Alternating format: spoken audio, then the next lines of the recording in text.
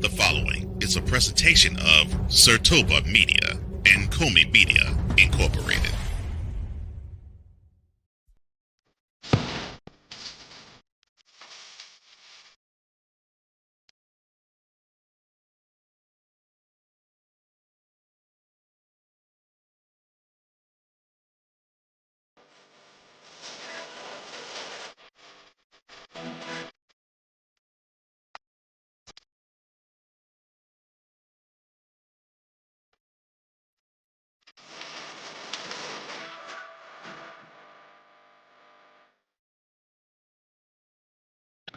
All right, so it's the Chiefs, the Bills, the Eagles, and the Commanders. We'll touch on the divisional round and we will preview conference championship weekend. This is Total Football Talk.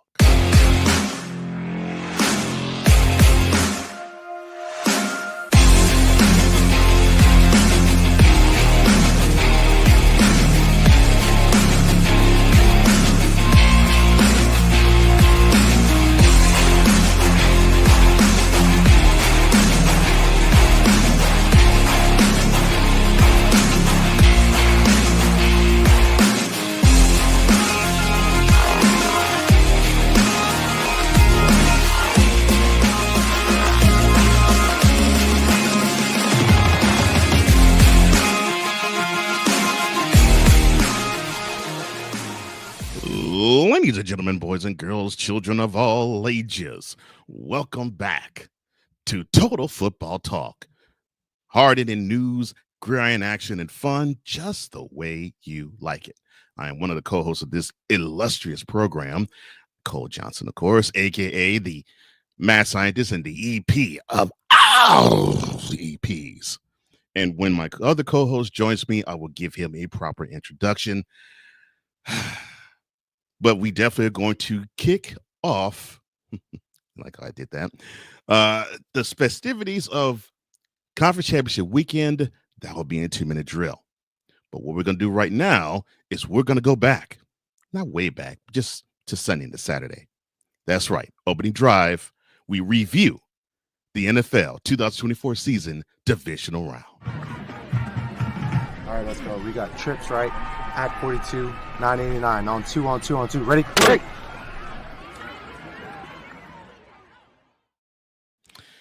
All right. Well, before we do get started, Dante Hill, my man Dante, he has many reasons to smile. New dad. His boys, the Eagles, are now in the NFC Championship game, and they get a chance to play their third consecutive home game in the playoffs. He says, "Guys, what's up?" Sig Diggy, all the way from Norway. He says, "What's up? What's good, everybody?" And I'll give you your greeting. Good morning, good afternoon, good evening, and good night, sir. But good afternoon to you, Sig. Dante says, "Look, I told you, Cole, months ago what was going to happen. Put some spec on their name," with 4 laughing emojis. He says, "Our road to the Super Bowl is so much easier." I never doubted you getting to this round. I never doubted you getting to the NFC Championship game. I doubted you getting beyond it, and not because of the talent. And you know why. You have heard me say why. And you've agreed as to why. However, I sort of agree with you too, man. If they had a choice to pick an opponents between, say, the Vikings, the Lions, or the Commanders, yeah. And then on top of it, all right. So if you play the Lions, you'd have to travel to Detroit. If you play the Commanders, you stay at home. Yeah, slam dunk. So yeah, I'm with you on that. And he says, yeah, I'd rather play a field ever than Detroit. I think they would too. All right. And ladies and gentlemen, boys and girls, and children of all ages, here is the man who puts the energy in all of Total Football Talk. The man who is Mr. Commander's Gridiron Report, and he's going to put some extra stank on his next episode. I know it. Mr. In or Out Sports Debate, Mr. D. Willie in the evening, and whatever else you want to put him on. Ladies and gentlemen, one of the brightest football minds is about to regale you and entertain you, especially today. the one, the only, D. Willie, or Drew Willingham. What's up, man?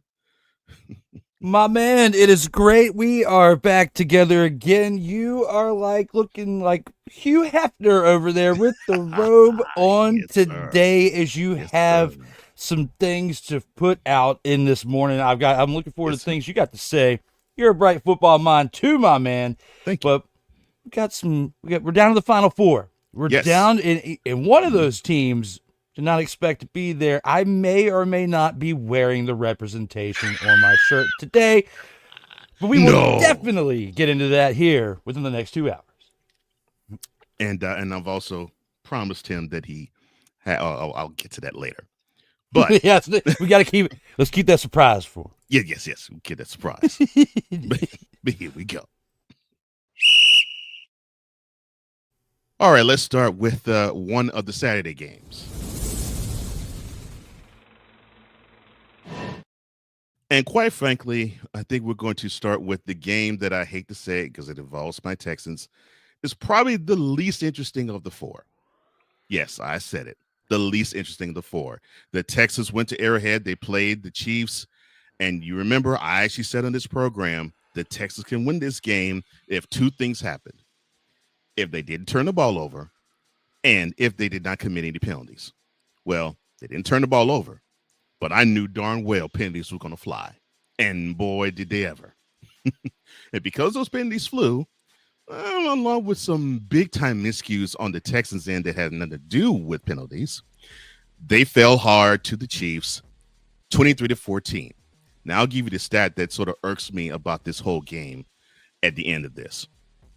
But to the victor go the spoils. Patrick Mahomes, 16-25, 177 yards, and a miraculous touchdown throw to Travis Kelce off his feet. Beautiful throw. 7 carries for 14 yards further. One of those carries irks me as well.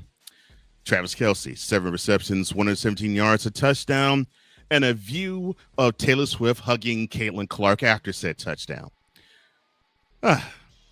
On defense, you had George Karlaftis, 4 solo tackles, 3 tackles for losses, 4 quarterback hits, and 3 sacks, pacing the way for the Chiefs defense to have 9 tackles for losses, 14 quarterback hits, and 8 sacks.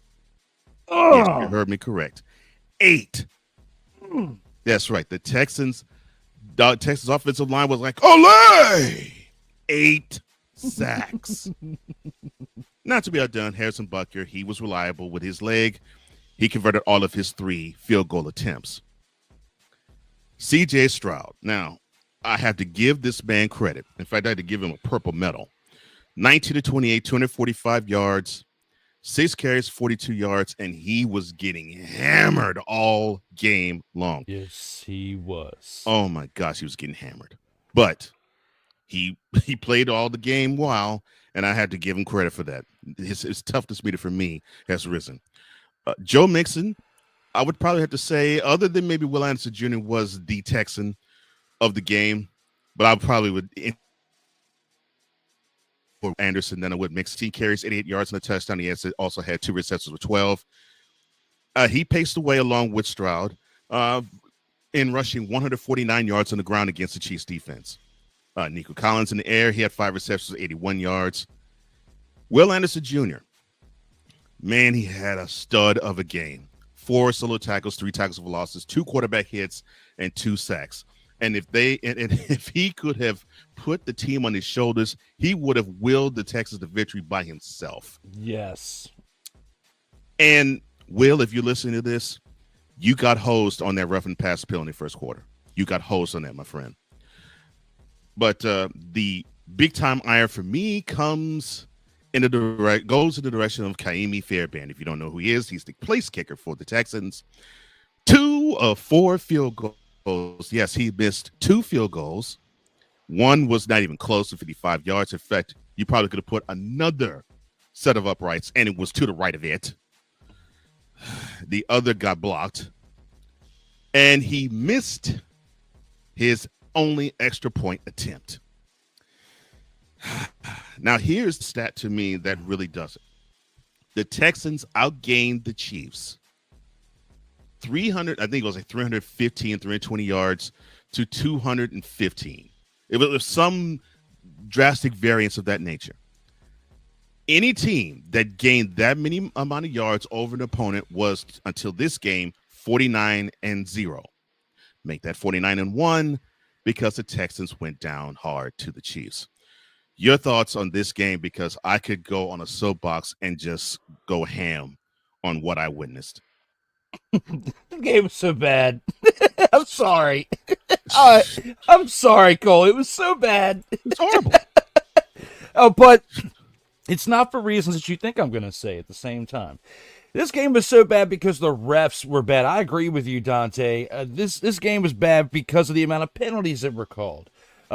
So many penalties were called. The Texans had 8 penalties for 82 penalty yards in this game, and the Chiefs had 4 of 29. It was lopsided when you look at the two. Right. They were calling more penalties on the Texans than they were on the Chiefs, and you could arguably look at the other side, and there was like 3 or 4 missed calls where there a face mask or a holding, or there was one hit on C.J. Stroud. I was like, where's the roughness call on that one?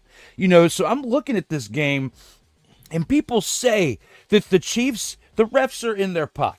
Okay, they've said this for several times over the last several years, and there were many instances in this game where the prediction was not a spoiler in this one. It was, we were saying this between several games before, pre-games, post-games, we're saying this stuff.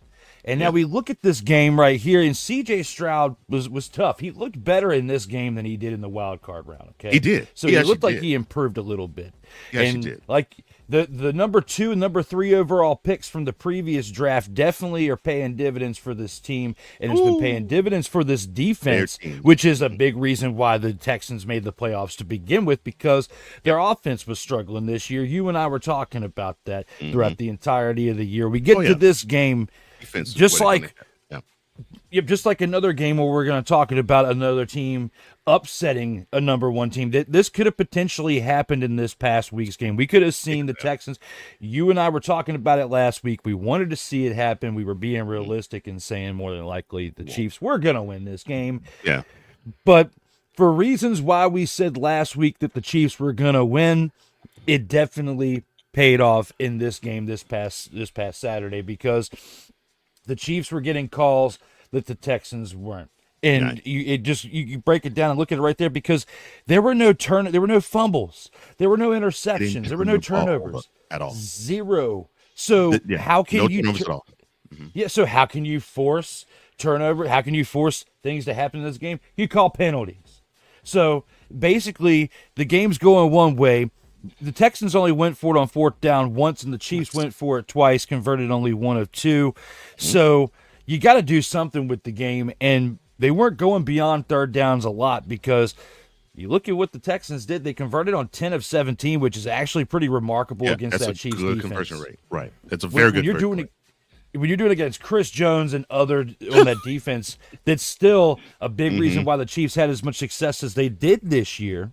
Right. And you convert 18 first downs on this Chiefs defense, and you still only put up 14 points. 14 points. In your time of possession, the amount of plays. Looking at statistically, this Texans team should have won this game. You had more passing yards. You had more rushing yards. They struggled on the day, the Chiefs did. They struggled on the day with moving the ball on the ground. They couldn't get a running game going to save their life. Kareem Hunt did have a touchdown. Right. But he's the leading rusher, 8 carries, 44 yards. Your next lead rusher is Pacheco with 5 carries for 18. There's no way that stats like these, if you would have had these numbers as the Washington Commanders against the Lions, you would have lost the game. Okay? So it just goes to show how great this Chiefs franchise is, because they're finding ways to win games with their defense.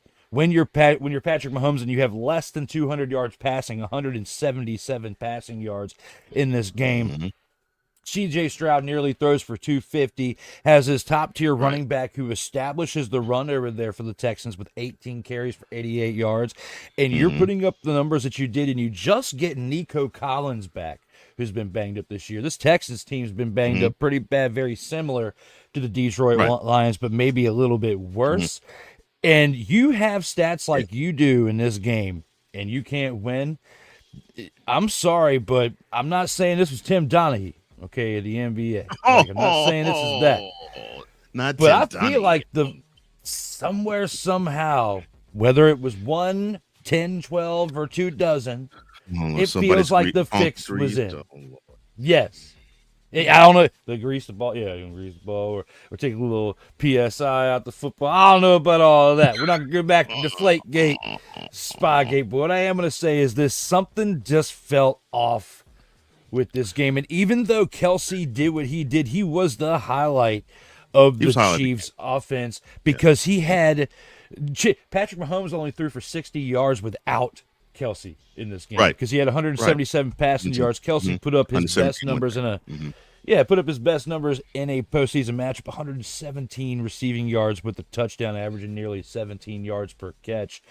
Yeah. Kelsey was on fire and doesn't look like he's anywhere close to retiring with him being where he's at in life at 35 years old. You know, he played like he was 25 in this game because he never played like that in any other postseason, and they needed him to step up because they weren't getting it anywhere else. Xavier Worthy did okay, you know, him being a rookie, 5 catches for 45 yards. I'm okay with that. First start. Yeah, first playoff start. Yeah. For his first playoff start, I'm okay with that. It's the people that I'm looking at that I'm concerned when I look at Kareem Hunt, okay? He is on the older side. This is his second go-around. Yep. But Pacheco, I'm concerned about with his numbers. I'm concerned about Hollywood Brown, who didn't get any. He had a target or two, but he didn't have any catches in this game.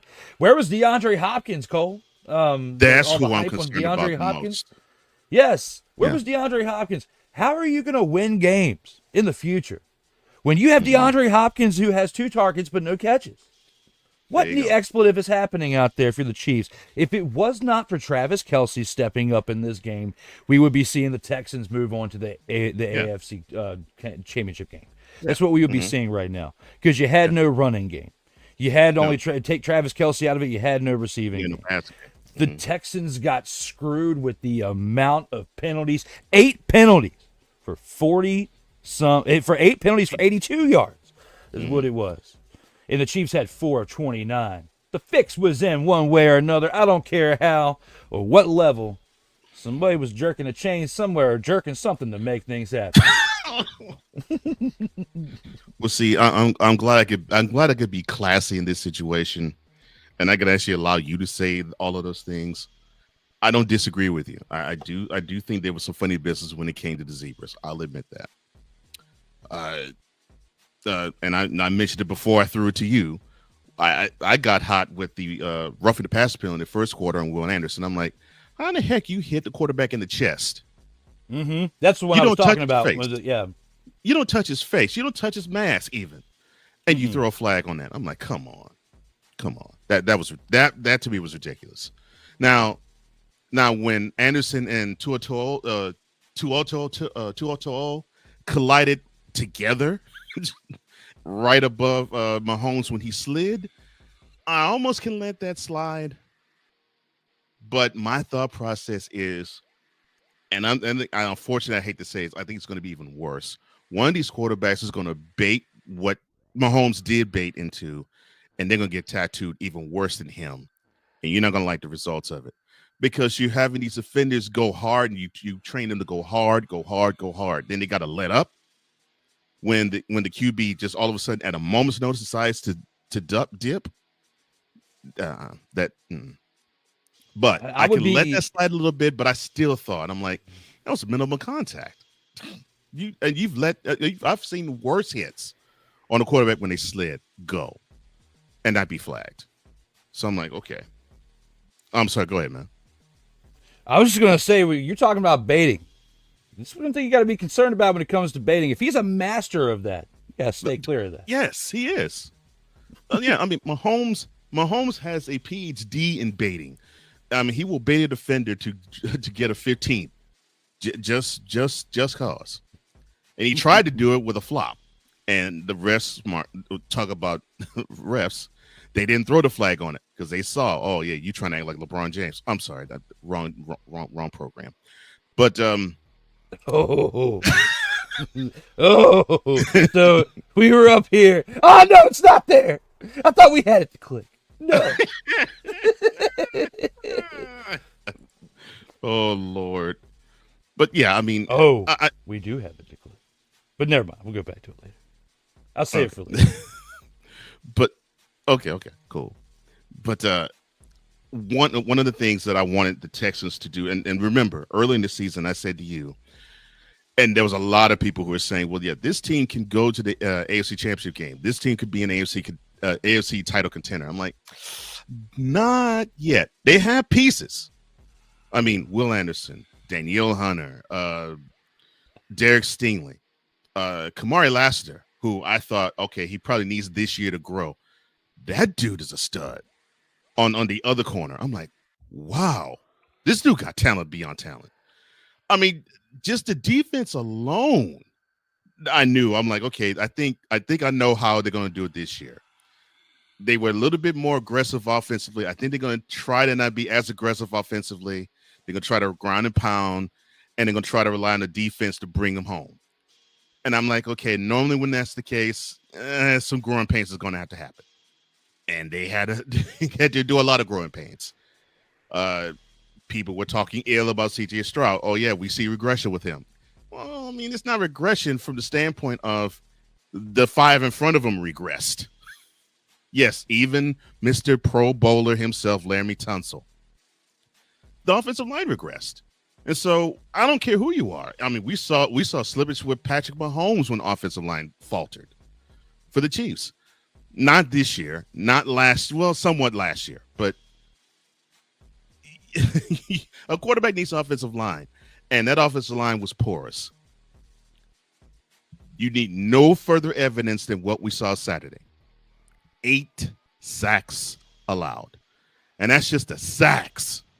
We're not even talking about the hits he took, which were almost twice as many. That was counted. Mm-hmm. So I'd probably say they probably raised 70 plays. I'd say they probably ran 70 plays. C.J. Stroud took hits on half of them. And a bunch of illegal ones, too. That's what I'm saying. Some may have been illegal, but he took hits on half of them. So to me, that is where it broke down. So I'm like, no, C.J. Stroud didn't slip. The offensive line regressed. And unfortunately, that falls on him. Because he's going to press more, he's going to trust less, and he's going to force picks, and he's going to probably fumble the ball when he normally wouldn't. But that's he didn't. Any quarterback. But in Saturday's game, and this is why I said this is not on C.J. Stroud, and I'm glad you said that. But in Saturday's game, no fumbles, no turnovers, no interceptions. He took care of the ball. He did what he was supposed to do, which means he learned what he needed to learn, especially from last week to this. And to me, from probably the regular season to the playoffs, he learned he had to take care of the ball because he said, okay, I got to step up my game. The standard bearer for the quarterbacks is on the opposite side. And I know I'm going to have to play at least as good as I can to give us a chance. I think I have to play better than him to have us get a chance. And he did. He played better than Mahomes. Oh, yeah. So that game wasn't on him. Oh, yeah, he played much better than Mahomes, and even though a game we haven't even talked about yet, the score was more lopsided, this game right here was more lopsided through and through because this one we knew based from the start with how the flow of the game was going, it just didn't look like it was going to be in the favor of the Texans. Yeah. As to where a game that we'll talk about in a little bit between the Commanders and the Lions, that game was close. It felt like it was closer even till the very last quarter, even into the last few minutes. As to where the way this game was dictated in Kansas City, you could just feel it. Regardless of how well the Texans played, no matter how much they didn't turn the ball over, no matter how much they protected, themselves the best that they could, they just couldn't do it. And even though they gave up 23 points, the defense didn't look as bad as most teams that would give up 23 points. No. Will Anderson, like you said, Those are probably historically, we want to say what we say about this year with Jaden Daniels being probably the best number 2 overall pick ever. And we'll get to that discussion here more likely in a little bit in comparison to CJ Stroud. But when you look at the best 2 and 3 picks overall, when a team Anderson has is not a slouch. Oh my back-to-back top 5 picks and especially Yes. that high, Yes. I can't remember any Yes. other team that has had those 2 kind of picks that high in the top 3, because we don't even have to say top 5 in the top 3, the Top 3. second and the third overall Second and pick, third. Yep. and making that great of choices for both of those picks. Yes. I could understand Yes. one of those hitting, Mhm. but you had 2 lottery picks, And both of them hit, and both of them paid dividends in this divisional round for you. Yes. As a Yes. Texans fan, I know today you have to be happy with what you saw Yeah. out of both of them, Oh, because gosh, yes. Yes. even though there was some things you want to clean up here and there, and primarily with your protection from your offensive line to your quarterback, because That's there's the been where biggest some gaping. That's been That's where big. what things you and I have talked about for the past Yeah. 19, 20 weeks. Okay, literally, we've been talking about how this team has had some inconsistencies throughout, but one thing, CJ Stroud has taken more of a beating behind the line this year than he did last year, and what he Much was worse than accustomed last to. year. Right. And what he was accustomed to in college. He didn't take a beating like this. Oh, he but didn't take a beating at all in Ohio State. Yes, and he's proven how tough he is. One thing in comparison, I know we haven't really gotten to that game yet, but in comparison between last year's number 2 overall pick and this year's, with both of our teams and the quarterbacks, CJ Stroud does not. The only one thing I would say on his game that in a negative light in comparison to JD is he is not as good as escaping the sack. Okay, in eluding Agreed. pressure. When it comes to eluding pressure, CJ Stroud has a tougher time doing that, and it goes to show that a lot of that has to do with the pressures that he's facing from the other side. And this Chiefs defense is no slouch. But if you're going to be able to compete with them, you need to make some upgrades this offseason if you can, depending on what your cap space is like, which we'll break that down more in upcoming weeks. But they need to make some upgrades there within their offensive line. And we got to figure out this situation with the Chiefs getting a little bit of help, because let's hope that after this season, if they achieve this three-peat that they're going for this year, that we'll see that subside a little bit, because that has been plaguing not only the Texans in this situation, but many other teams over the past 7 years, Cole. Many other teams. Because this is something that what I'm bringing up right now is not new news. Okay? No. Sorry for the pun. All right, out there for those of you who are fans of certain other podcasts. But when it comes to this here and now, I hope that I wasn't out of class with that start of that statement when you came in and you were talking about that, because I was just trying to let you know out here that sometimes some of these games, it appears that the scales are tipped a little bit based on calls by another. And when you see one team getting twice the amount of penalties for 3/4 more of the amount of yards is what it felt like. One team has 29 penalty yards out of 4 penalties. The other team has 82. All right. That's a big, big difference. When you see that, you start to question certain things within the realm of this game.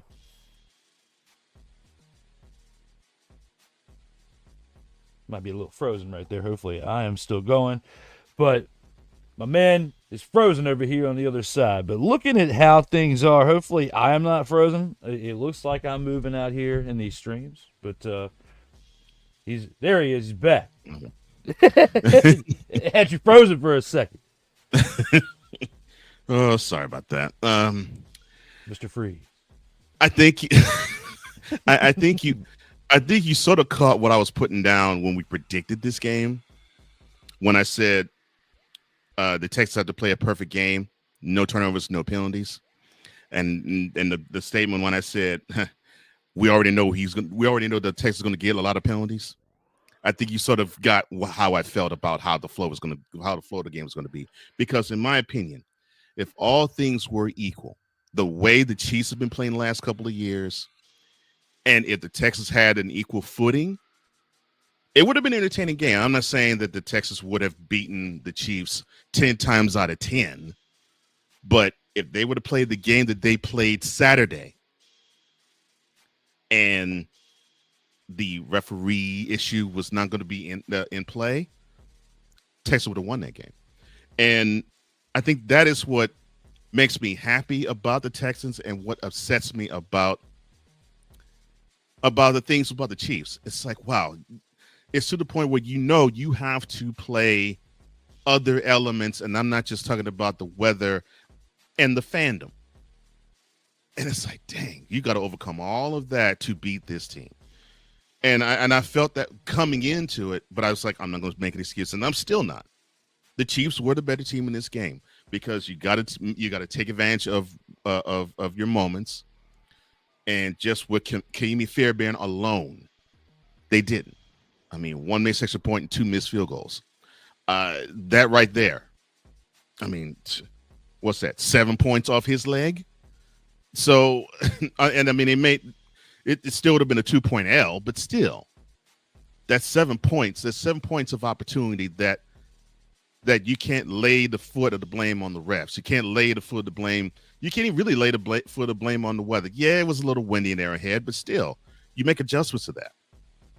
And just with him, I could say you account for 7 points that we didn't get. So I feel a lot better about the Texans this offseason than I did in the last, not necessarily in terms of going forward as a team. In terms of, all right, how much further do they need to grow in terms of getting to that next level?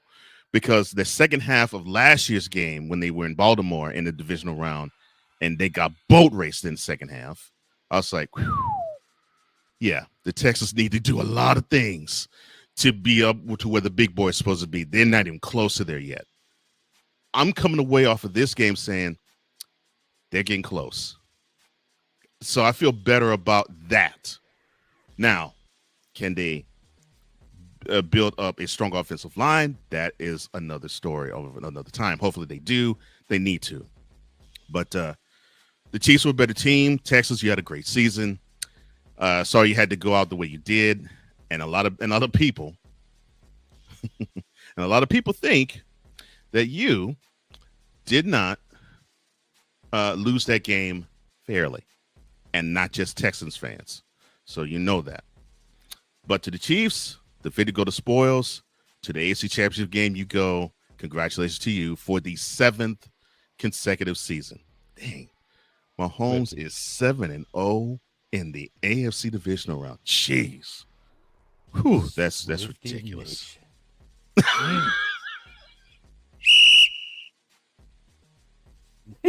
Swifty Nation. Oh my gosh! Look at these comments. Oh my gosh! We got a little time to play with. We're not covering 74 games today. Let's see what these. Well, that's true. Say out here. Yeah. We are. A little bit of flux. Dante, I love this. He said the Texans were supposed to grab patty flags. Well, yeah. And Seahawk fan extraordinaire Justin Henry, one half of excuse me. No credentials required. It's good to see you, my man. He says the calls on the Texans ridiculous. Yeah, I agree. I 100% agree. And welcome to the show, my brother. Glad to see you, man. Glad to see you. Welcome back. Dante went on to say, the only controversy is the fact they lowered their head at Patty. You should have known better. Everyone watching knew what was going to go on. You don't lower your shoulder on helmet, and on Patty, use your hands. Well, yeah, you know that wasn't going to happen. But yeah. Let me see. Oh, of course, Dante being the Eagles fan, wanting to get back at 2 years ago when they took it on the chin to the Chiefs. He says, I want the Chiefs. Revenge. Evil face emoji. Dante also says, look, Silk, my bladder and blood pressure is down now, but I believe I was hot. Yes, he was. I was talking to him throughout that game. We're going to be talking about here in a little bit. Oh yeah. Feeling some type of way. Yeah. Silk says, new upgrades in the Texas offensive line would be a wonderful start. That's where they need to start. I think that's where the concentration has to be from draft and free agency. They need to have impact players on the line because it got to they have to protect C.J. Stroud. Have to. Basically, what I was saying. Yeah, Drew hit on the head. That is a must. You do not draft this guy number 2 overall and just have him out there to be tossed in the wind. You got to find ways to protect him. Justin agrees with you, Drew. He says, I feel it's sort of like the Patriots Brady thing with the Chiefs during their run. It says, everything seems to go Casey's way when they need it. Except for it's more so the refs that are leaning on this time. The Patriots just found other ways to cheat. Like, I mean, they had some help, but they didn't have as much help they cheated more. Okay, you have Deflategate, you have Spygate, you probably have Crisco Gate out there, but nobody's talking about that one.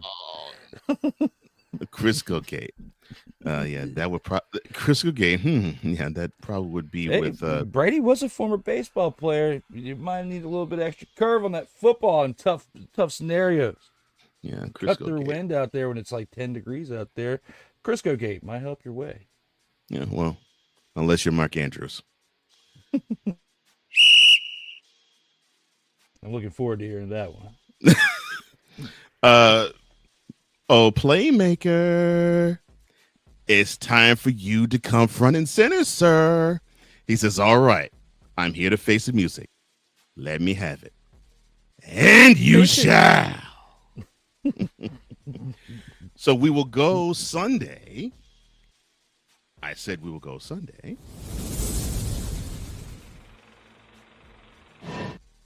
The early afternoon tilt between the Rams and the Eagles. The Rams coming off a wonderful performance of 9 sacks of Sam Darnold in their desert victory, 27-9 over the Vikings. The Eagles, basically in a pedestrian manner, they discarded the Packers 22-10, but it really wasn't much of anything. The game was ho-hum. This game, though, was pretty interesting. It was 16-15 going into fourth quarter. And then you had 2 back-to-back possessions and then a 78-yard romp by Saquon Barkley. That pretty much was the nail in the coffin. The Eagles in a wonderful snowy Lincoln Financial Park field, they went on to beat the Rams 28-22, and they will host. You hear me correctly, host the NFC Championship game. And you're probably saying, well, why do you say host? Well, we will touch on that in the next game we will cover. Jalen Hurts, extremely pedestrian yet again. 15-20, 128 yards. He did have 7 carries and 70 yards on the touchdown. 44 of that was on his touchdown run early in the game. Saquon Barkley definitely was key in the game. He did not get 255 yards against the Rams, but on 26 carries, he got 205. So as many sacks as the Rams could get, they could not touch Saquon at all. Gap discipline was gone. I'm sorry, my bad. And he scored a touchdown. Also 4 receptions to 27 yards as well for him.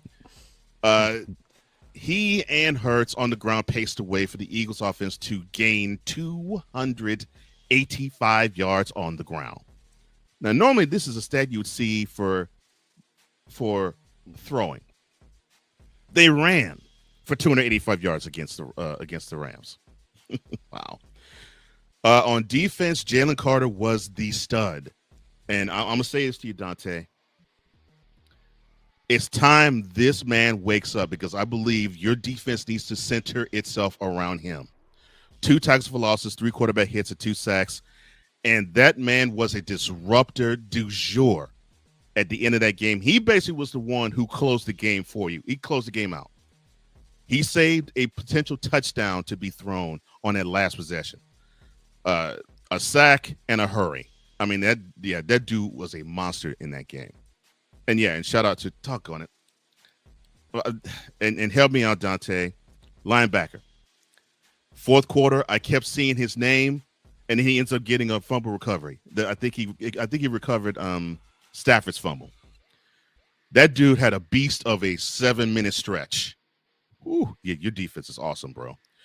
Uh, Speaking of the Eagles defense, 10 tackles for losses, 10 pass defenses, and 5 sacks in the game. Jake Elliott, he made all of his 3 field goal attempts. And then we get to Matthew Stafford. Now, I'll give him credit. He did not throw a pick. 26 of 44, 263 yards, 2 touchdowns. He did, though, with 2 carries of 5 yards. Dang. You can't fumble, son. Kyron Williams, he had a pretty good game. But unfortunately, he also lost a fumble in the fourth quarter. Puka Nacua. He was non-existent the first 3 quarters, but he came up big in the last. 6 receptions, 97 yards. Jared First on the other end, he was talking mad noise toward Eagles fan, and he tried to lift the Eagles defense up. The Rams defense up. 4 solo tackles, 3 tackles for losses, 2 quarterback hits, and 2 sacks. And the Rams defense, they put poor Jalen Hurts to the ground 7 times. Also had 10 tackles for losses as well. A pretty good game, but this seemed to really go the Eagles' way in terms of the physicality. Your thoughts on this one, sir? All right, before I drop the hammer, because I am dropping a hammer in this one, did Playmaker get an award? He did. Well, he received something, an accommodation for Ramley Talk. One of his shows. Yeah. Nice. Yeah. Well, that's awesome. I did not see that, so my apologies for being under a rock. I wanted to start out the dropping of the hammer with something positive because I saw this, so I want to extend the congratulations to Playmaker because this is the first time that I'm just seeing this or hearing about this. So congratulations to Playmaker from myself. I'm going to give you some good stuff now. That was the good stuff. Let's get to the bad. All right, talking about the Rams. That's why I saw that. I wanted to start it off with some positive. It's about to get real harsh for a second. All right, you lose by 6 points. All right, I had picked the Rams to win this game, and they should have won this game because of how bad Jalen Hurts was playing. All right, Jalen Hurts was absolutely terrible, and I'm about to explain why here very shortly. But when your running back and your quarterback, like you said, give up the football and just straight back-to-back hand it on over. Fourth quarter. Yes, like Christmas and the holidays, whatever you celebrate, all that's over now. Okay, the gift that keeps on giving stops. We're mid-January, almost end of January. It is almost time to be buying heart-shaped boxes. Okay, so presents are almost near, I guess, for some of you out there who just celebrate meaningless holidays. But you can give out gifts all you want to. But that's what exactly happened in this Rams game because between both fumbles, that's how this game was decided, in my opinion. Because, yes, the weather and the conditions were harsh. And I hope it's not like that this upcoming Sunday. But either way, that quarterback on the other side, he's going to figure out how to decimate you. And we'll get to that here in a little bit. Because I got a lot to say with my 10 minutes. Okay? My 10 minutes are going to be something special today. All right?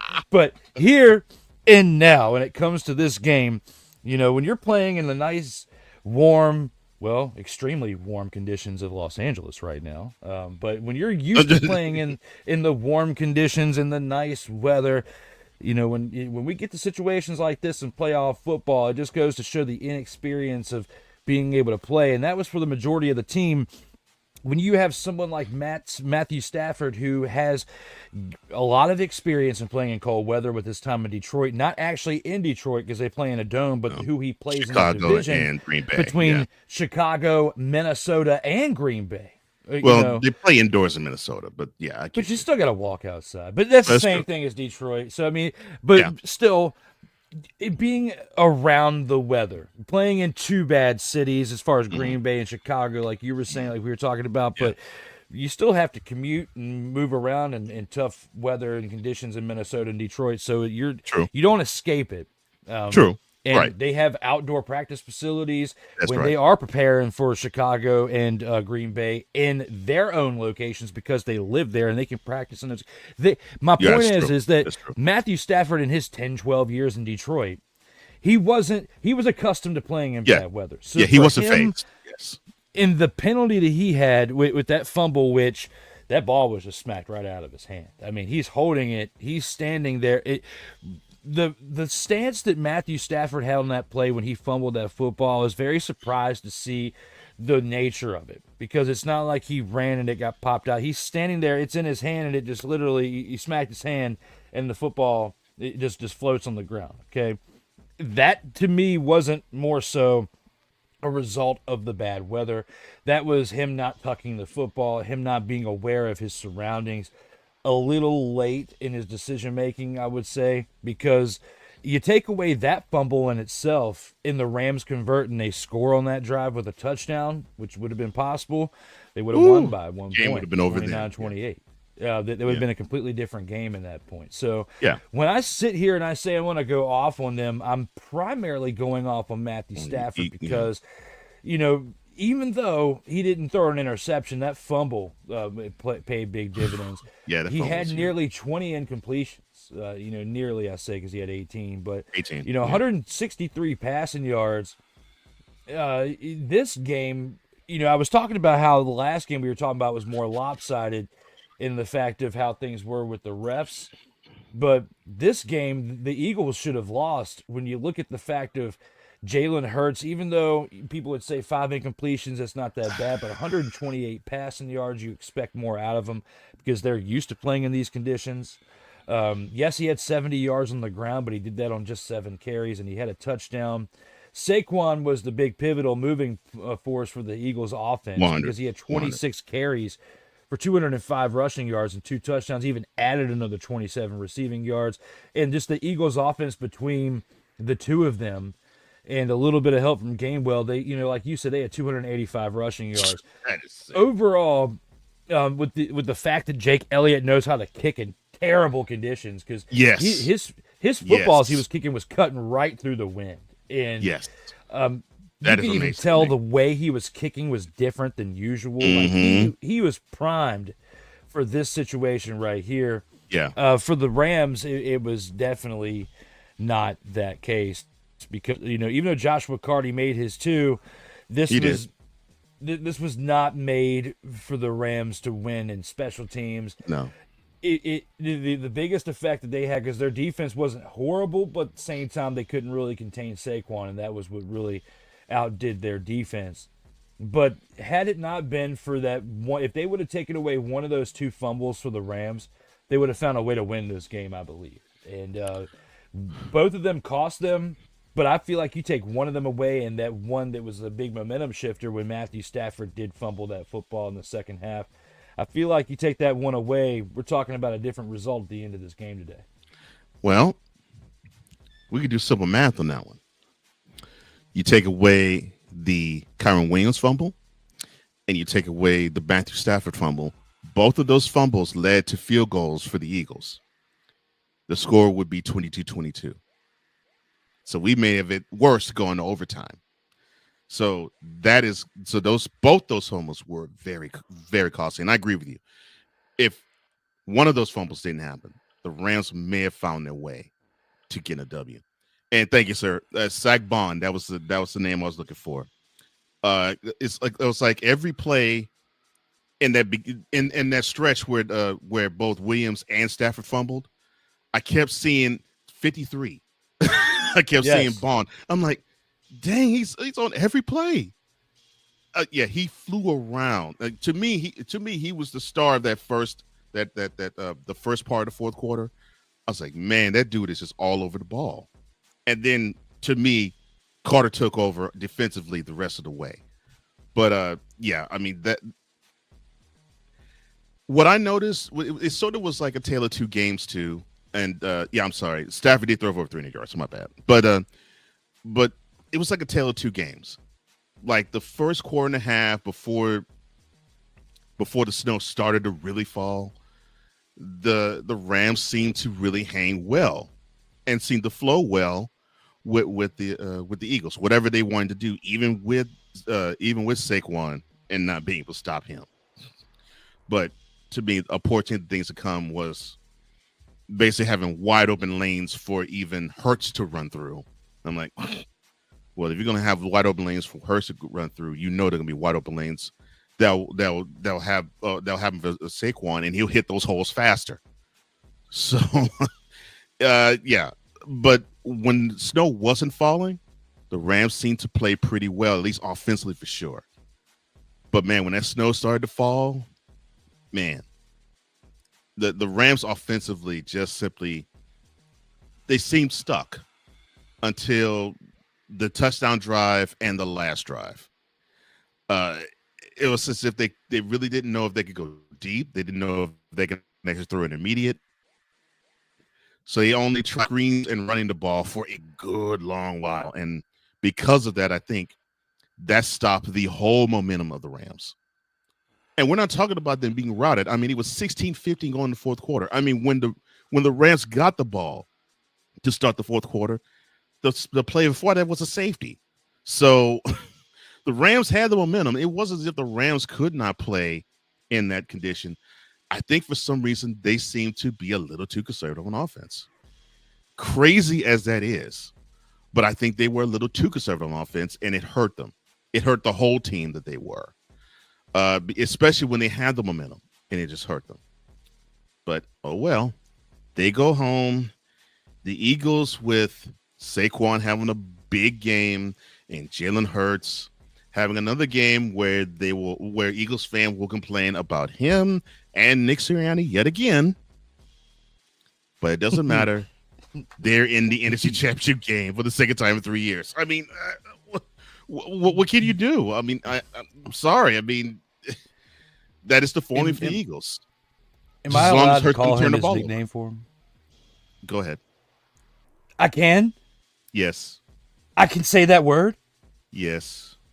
I call him Nick Pissy Pants because that's what he looks like every single time he gets upset out there on the field. If you want a coach that you cannot relate to out there, go ahead and hire Nick Pissy Pants because he's going to be available here real soon. Nick Pissy Pants? Oh, Lord. Yes, because when another upset happens, let me just save that. I still have the floor here in a few minutes. You will have the floor in a few minutes. Yes. But go ahead and hire NP for his services. Oh my gosh. But before we do get to that game, congratulations to the Eagles. They advanced to the NFC Championship game, and as I said, they will host that game. The Rams, they go home, but I think you all have a lot of good pieces to build on. The only issue is who's going to replace Matthew Stafford soon, because I think you're going to have to start thinking about that question sooner rather than later. Because when you before we go to the next segment, when you look at how the results of the last game when they won against the Vikings, and I was saying it then when he had that football up over his mouth at the end of the game and he was talking when he was talking to certain individuals, I felt very similar resemblances to that when Peyton Manning was going up to Bill Belichick in the AFC Championship and saying it was his last rodeo. Probably his last rodeo, last ride. And that might have been what Stafford was doing against the Vikings, and we could have seen that potentially end this past weekend. Not in the way that it went for Peyton Manning in his final year, but do not be surprised if we're sitting here in about a month or two and we're talking on a Monday when we're talking about moves in the offseason and the fact that we could be discussing the retirement of Matthew Stafford and how Aaron Rodgers could still be playing football. Oh, Lord. Aaron Rodgers is a Ram? That would suck. But I don't know about I don't think he'll be a Ram. I don't think he'll be a Ram. But I still think that Aaron Rodgers is going to play because he's like, 4 or 5 touchdowns behind Brett Favre as far as being able to pass him. And I'm sure he wants to pass him. And I know he's at 507. Yeah, and especially, he doesn't. I don't think he wants to go out that way. If he goes out and throws another 10 touchdown passes next year, he'll be able to say at least he was able to come back for another full year and he passed Brett Favre, which we'll have a lot more to talk about throughout that season as well. True. Captain Ayahuasca. But here for the Rams in this game right here, if that's how he goes out, that's sad. And I don't think that he's going to go out that way considering how things went on his last play with the turnover. I don't think that I think that he potentially could come back, but I'm just sitting here saying don't be surprised if we're sitting here discussing that in the next month or so. But regardless, at least if this is his last season, unless it led to Playmaker getting accommodation for the Ramley talk. So I am happy for that. Oh, I'm happy for that too. I'm happy for that too. All right. Before we get to the next segment, because I know my brother is frothing at the mouth, we'll get to a little more comments. Now, Mr. Playmaker, he says, yeah, that Kyron Williams fumble, yeah, that hurt more. Yeah, it hurt because it stopped momentum for the Rams. I think that's what hurt, because you got the ball, you were down 16-15, you got the safety, and now you have the ball. If you get a field goal, you're up, and you barely get started, and all of a sudden, yeah. So I can see how you would say that hurt more. I can see that. I get it, but at the same time, like, your leadership and the one who led you to the Super Bowl, I feel like, to me, that kind of hurts you more, because you should expect more out of Matthew Stafford, and there's certain points within this game to kind of let you down when it came to that. Yeah. And that was one of them. True. Dante says, look, Jalen was trash. Unnecessary sack after sack. I don't get why we didn't run it more. I don't either. Seriously, I don't either. And that's why I don't really sweat Hurts throwing for as little as he throws it, because to me, if I'm a defensive coordinator, I'd say 26 ain't beat me. Number one has to beat me with his arm. I mean, because I think you can get to him. I'm not saying he's incapable of throwing for over 300 yards, but you stand a better chance of beating them if he does. And surprisingly, when it comes to Jalen Hurts, he wasn't even the least productive quarterback who got a win this week, as far as when it comes to from the pocket and passing, which we'll talk about that more here in a little bit. Mm-hmm. But he still put up numbers on the ground. So definitely big for him and what he did in this game. He made up he tilted the scales with his legs rather than with his arm. Yeah, and I was going to say, and in this game, he gained 70 yards and got a touchdown off his legs. So that sort of helps. But yeah, you have to force him to not run the ball and force him to be in the pocket. That's what you got to do. I would want him to beat me that way. But the way the Rams were playing defense, the way the Rams defense was set up, I'm sorry. Dante says, yeah, thank the Giants for Saquon, and I thank the Falcons for Jalen. There you go. That's what I'm talking about. The gratitude and spirit, Dante. I love that. He says, look, we should have won this game by far more points. It was just poor decision-making. Brown dropping that big pass. Oh, that was a gorgeous pass that Hurts did throw that he did drop. Hurts forgetting that he's in the end zone, the safety. And why call a pass back killing more in Hurts? But he made up for it on that fourth down catch that gave him the first down there at the end. He did. So I see where you're going with that. And I know exactly what you're talking about, but at the end when they needed that first down, when it was snowing expletive off, and they needed to find a way to convert that first down, A.J. Brown came up big then. Yeah, he did. And Dante also said, yeah, I can see your point, Drew, that the Rams probably should have won that game. But if we make extra points plus take away an unnecessary safety, it's still a 4-point game in the Eagles' favor. Yeah. He still stood up when he needed the full 3 points, though. That's true. Mick, what's up, brother? It's good to see you, man. Mick, welcome back. Click that like button. Don't subscribe. That's right. He says for Drew, the Playmaker, Ramley Talk was ranked 55th in the top 100 of Los Angeles podcasts and second in the top 5 of NFC West podcasts. So nice. Congratulations, brother. Yeah, he told me the news yesterday. That was good. I was so happy for him. But he says in the game itself, it was a tumble from the Rams end. Blown blocking assignments, inaccurate passes, turnovers. You're missing one other element, though, Playmaker. Horrible gap discipline on the defensive line. You mean to tell me that you are playing a team that they gashed you for 255 yards?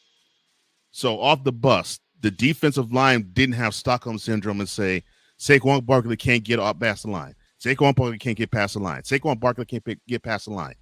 You mean to tell me they didn't think that? Gap discipline failure.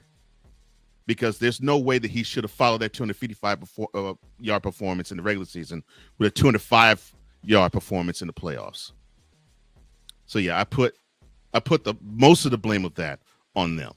But oh well. Oh well. Oh well. Oh well. Now, for those who are new to this wonderful place, be sure to subscribe now and never miss out on any new content that comes from either Search Over Media's YouTube channel or the Coleman Media Corporate YouTube channel. Playmaker says, look, I put that game in the offense.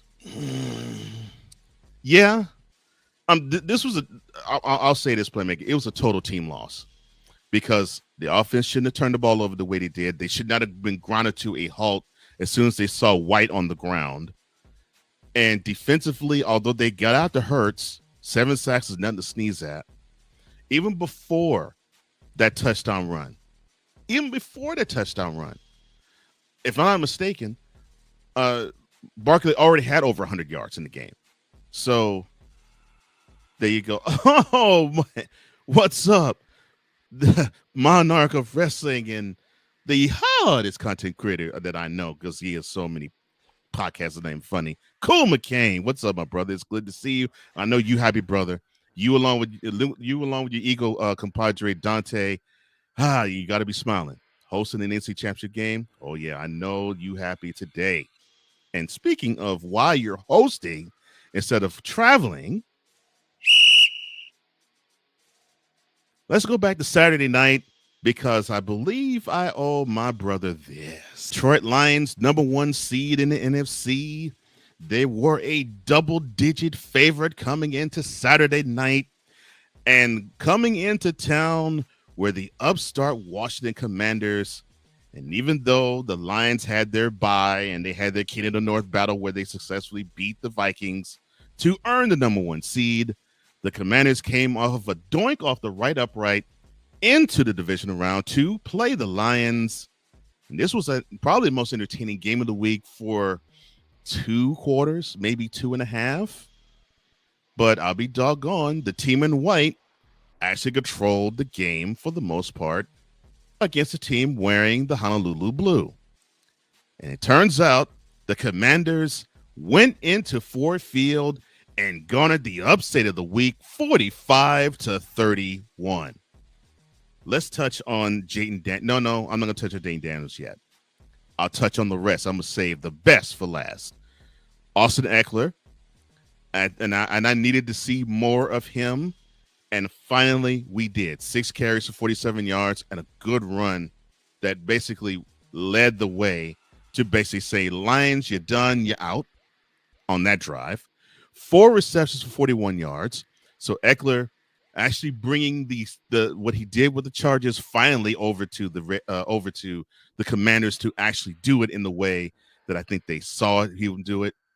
What he, along with Daniels and others, Brian Robinson Jr., Chris Rodriguez, for example, a total team effort. They combined for 182 rushing yards on the ground.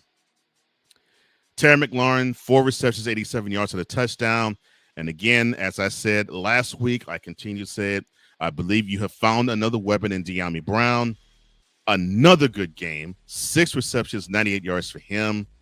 On defense, Dorrance Armstrong did his thing. 2 tackles for losses, 2 quarterback hits, and 2 sacks on the night.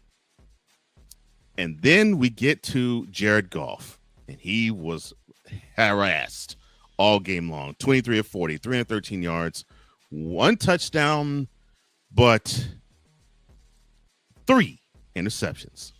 3. And a carry of 7 yards. I'll touch on who were the beneficiaries of interceptions after I get to another stat. Jahmyr Gibbs, good stat. Unfortunately, they could not stick with him the way the game was flowing. 14 carries, 105 yards, 2 touchdowns, 6 receptions, 70 yards. He was pretty much the reason why the Lions even were afloat in the game.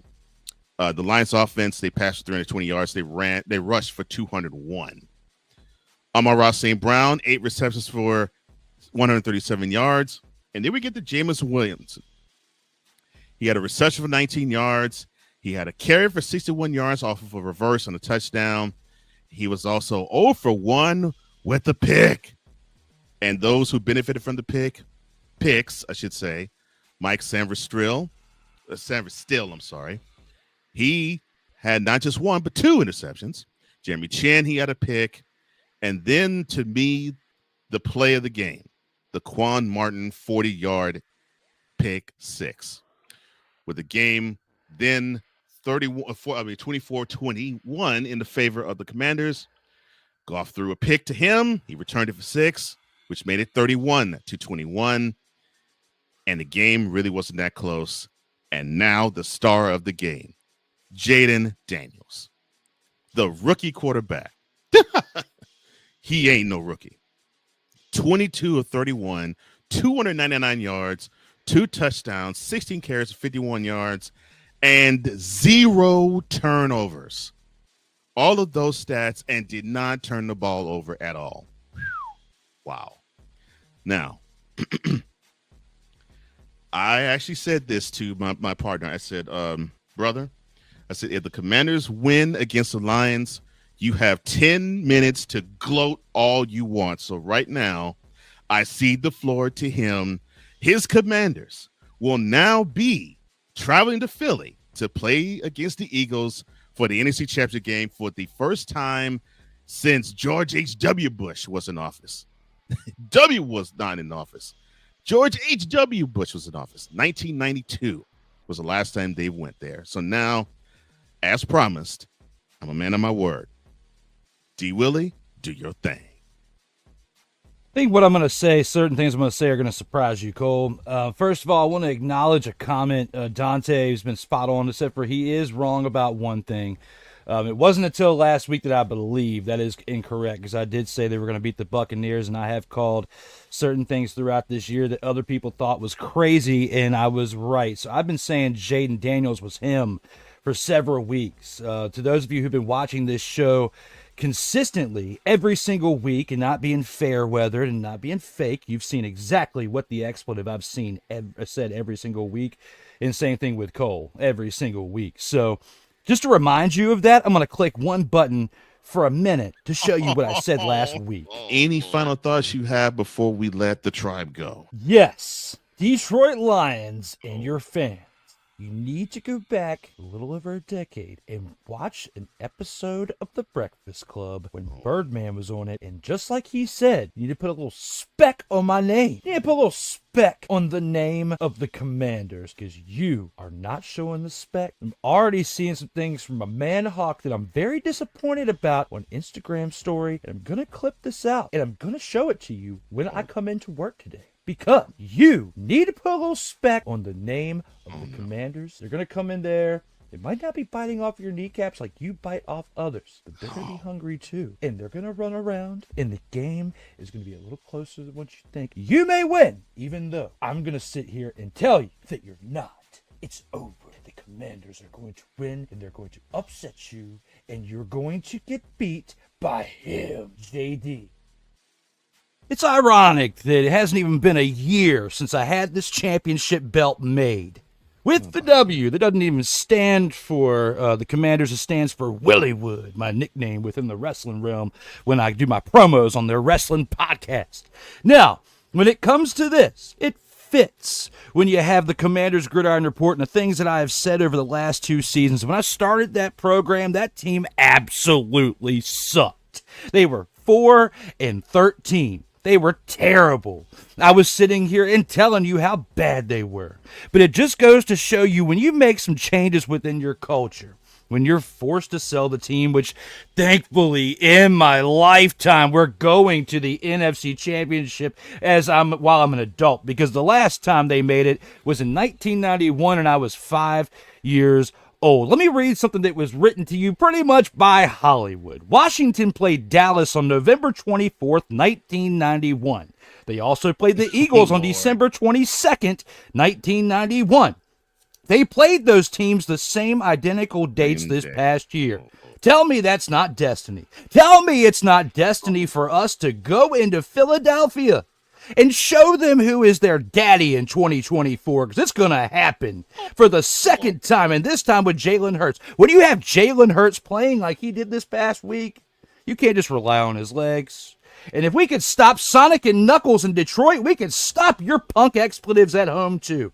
And I'm saying this because we are rivals. And this week, prepare for the smack talk, because it's coming. And somebody asked me to talk smack this week, and I'm going to talk it while I have the floor today, because tomorrow's not guaranteed. Right now is, because we're alive and we're talking sports. What I have to say is, for the first time in 33 years, the Commanders, thank you, Cool McCain, the Commanders, and, formerly known as the Washington football team, Washington team of football, hashtag WTF, because that's how they were playing for quite some time. The team, organization, everything was playing that bad for quite some time.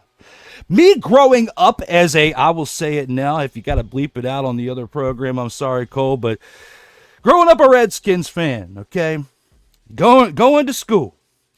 Going to school with the swag on in the 90s when they were absolutely terrible. Do you know how much, how the kids were mean? Okay, let's just say it like that. They were mean to me in the 90s, in the early 2000s, because this team was absolutely terrible. The last time they actually won the Super Bowl in 92, I was barely out of Huggies, okay? Only out of Huggies for a few years, all right? I knew how to use the toilet, but not for that long, okay? We're 33 years beyond that. Of course, we've all used the toilet several times since that moment, but the one thing we can say in all those years is the team that we knew as this franchise were playing like they belonged in the toilet, because they were absolutely terrible. It took 19 years to get your first playoff win in that time. In 2006 was that time that you got that playoff win when you had Mark Brunell and you had the man known as Joe Gibbs coaching your team. I used to call him the Gibbous because he would walk in there as the Gibbous and dominate you with his mind in the 80s and early 90s. But in the 2000s, the Gibbous was not the same, and the game of football that we knew had changed so much since that time that the Gibbous was the Gibbous. And then you have a team with Sean Taylor and that defense that is absolutely electric. Now, this defense is not what that defense was. This offense is not what it was in 2012 during that remarkable rookie year by Robert Griffin III. It's better. It's absolutely better because you have a quarterback that can not only run in situations now known as the RPO, the run pass option plays. You know, not only have a quarterback that has the ability to do that, but he has the ability to throw accurately. And he just steps up in there as him. Jaden Daniels is him. And he is somebody that you need to be scared of. There's a video that I sent around yesterday. Now I can't send it here because I wasn't able to download it, but it's basically the movie Home Alone. And you have the wet bandits that show up, okay?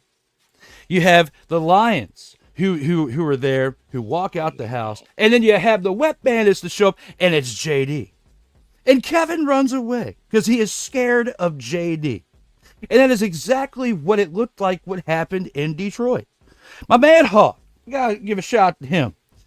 I was taking a lot of hatred over this past week. It was playful hatred. I mean, people talking smack with sports, but basically said one of these days, because we had 4 straight days, actually 5, because I went into work Friday night. So we had 5 straight days before the game of talking smack between one another of our teams. You have the Lions and you have my team, formerly known as the Redskins.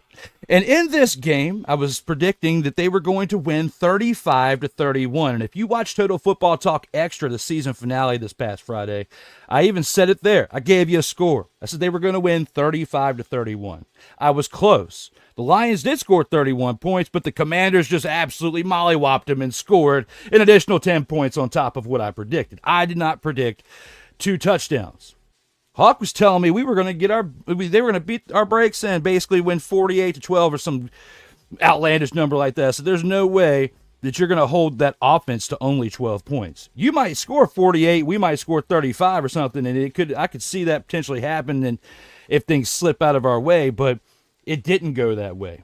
And I didn't have as much faith as I should have when I sat here right before week 1 on Commander's Gridiron Report and on this show right here when Cole and I were talking about the upcoming season.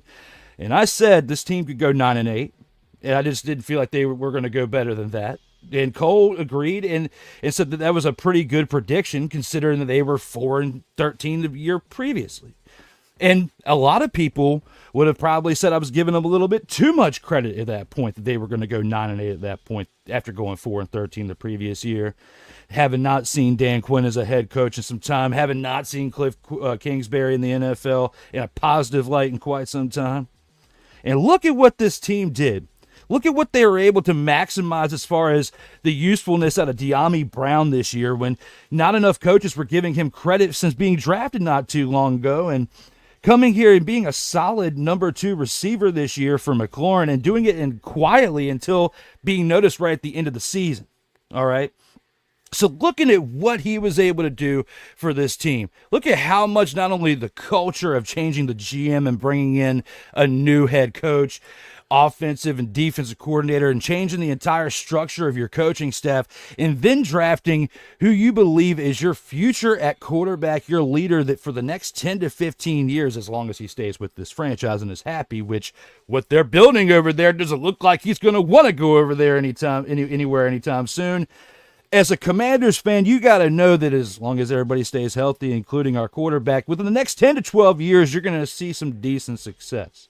You can't predict anything like what we've seen in New England over those years or in Kansas City. That's too far out there to really predict. But I can at least tell you this, whether it's this year or next year, it's happening very soon, where you don't be surprised to see your team in the Super Bowl. Nobody, including myself, thought it was going to happen at least to where you're 1 game away this year. I would, if I would have sat here before week 1, if Cole, any of our colleagues out here would have sat here and said that we're going to be seeing the Washington Commanders in the NFC Championship game 1 game away from the Super Bowl, you would have wanted to see results of a drug test by the next day within 24 hours, okay? And I wouldn't have doubted, I wouldn't have blamed you if you wanted to say that. But what I will say is this. Being on the other side of it, being a fan of this team since, being born, it was pretty much a birthright at that point, being put in those clothes, being a part of watching a team, not as much of a downfall as what the Lions have had or the Browns or several other teams, but at least a team that was known for a good decade or so for being dominant and winning 3 Super Bowls within a time period that I was alive for 2 of them, but it happened within my first 5 years on this planet. And of course, without watching NFL films or having the ability of watching things in the past, I wouldn't know what you were talking about today if you were talking about those Super Bowls that were played back then. That's the only way I've seen it and have memories of it, is because of watching the replay. To be at this point, to see this franchise after 33 years have a chance, and we'll talk more about predictions here in a little bit, but to have a chance to win a Super Bowl at this point is a huge win. Myself, going through things personally, potentially it might not even be alive today, and to be here at this point and say that I saw this happen to where my team made it to the Final Four in the same year that a custom championship was made for me, to have the logo that represents the colors of this team and what runs through my veins, be part of this, I'd say it's a huge win. Going to the game, seeing the Hail Mary game and being part of watching this actual team that made it this far, seeing that team pull off that miracle on the 10-yard line, and one of the best seat I've had as a fan of seeing anything absolutely huge or whatnot. Seeing that, being a part of that right there for this team, this 2024 team, and witnessing history in that moment, and to remember that not only that, you have a team that made it to the NFC Championship. If it makes it to the Super Bowl or not, or wins the Super Bowl, that's even better. But just to even get this far, to even get to where they were last week, I was happy. But those feelings and those emotions, let alone as a fan, don't compare to what I'm feeling today. As someone that covers the team, there's a lot of people out there that I've watched several videos over the last day and a half where people are reeling things back in about what they said about the Commanders throughout this year. And I can at least sit here with pride in my championship today, and my man over to my side, Cole Johnson, right there on the bottom left-hand corner of the screen and in the background as well. He can hear me. He knows that we call things the right way throughout the past 20-some weeks. And whether we sat here and predicted this right or not, which we didn't fully predict this right or not, we called it down the middle because this show doesn't involve Okay. Oh, Lord. and it never will. Oh, my gosh. I don't know if that was 10 minutes, but I tried. No, you did. But in that conversation that Drew and I had as well, Lions fan, he did say that you'll probably be seeing a lot of this probably in Commander's Gridiron Report.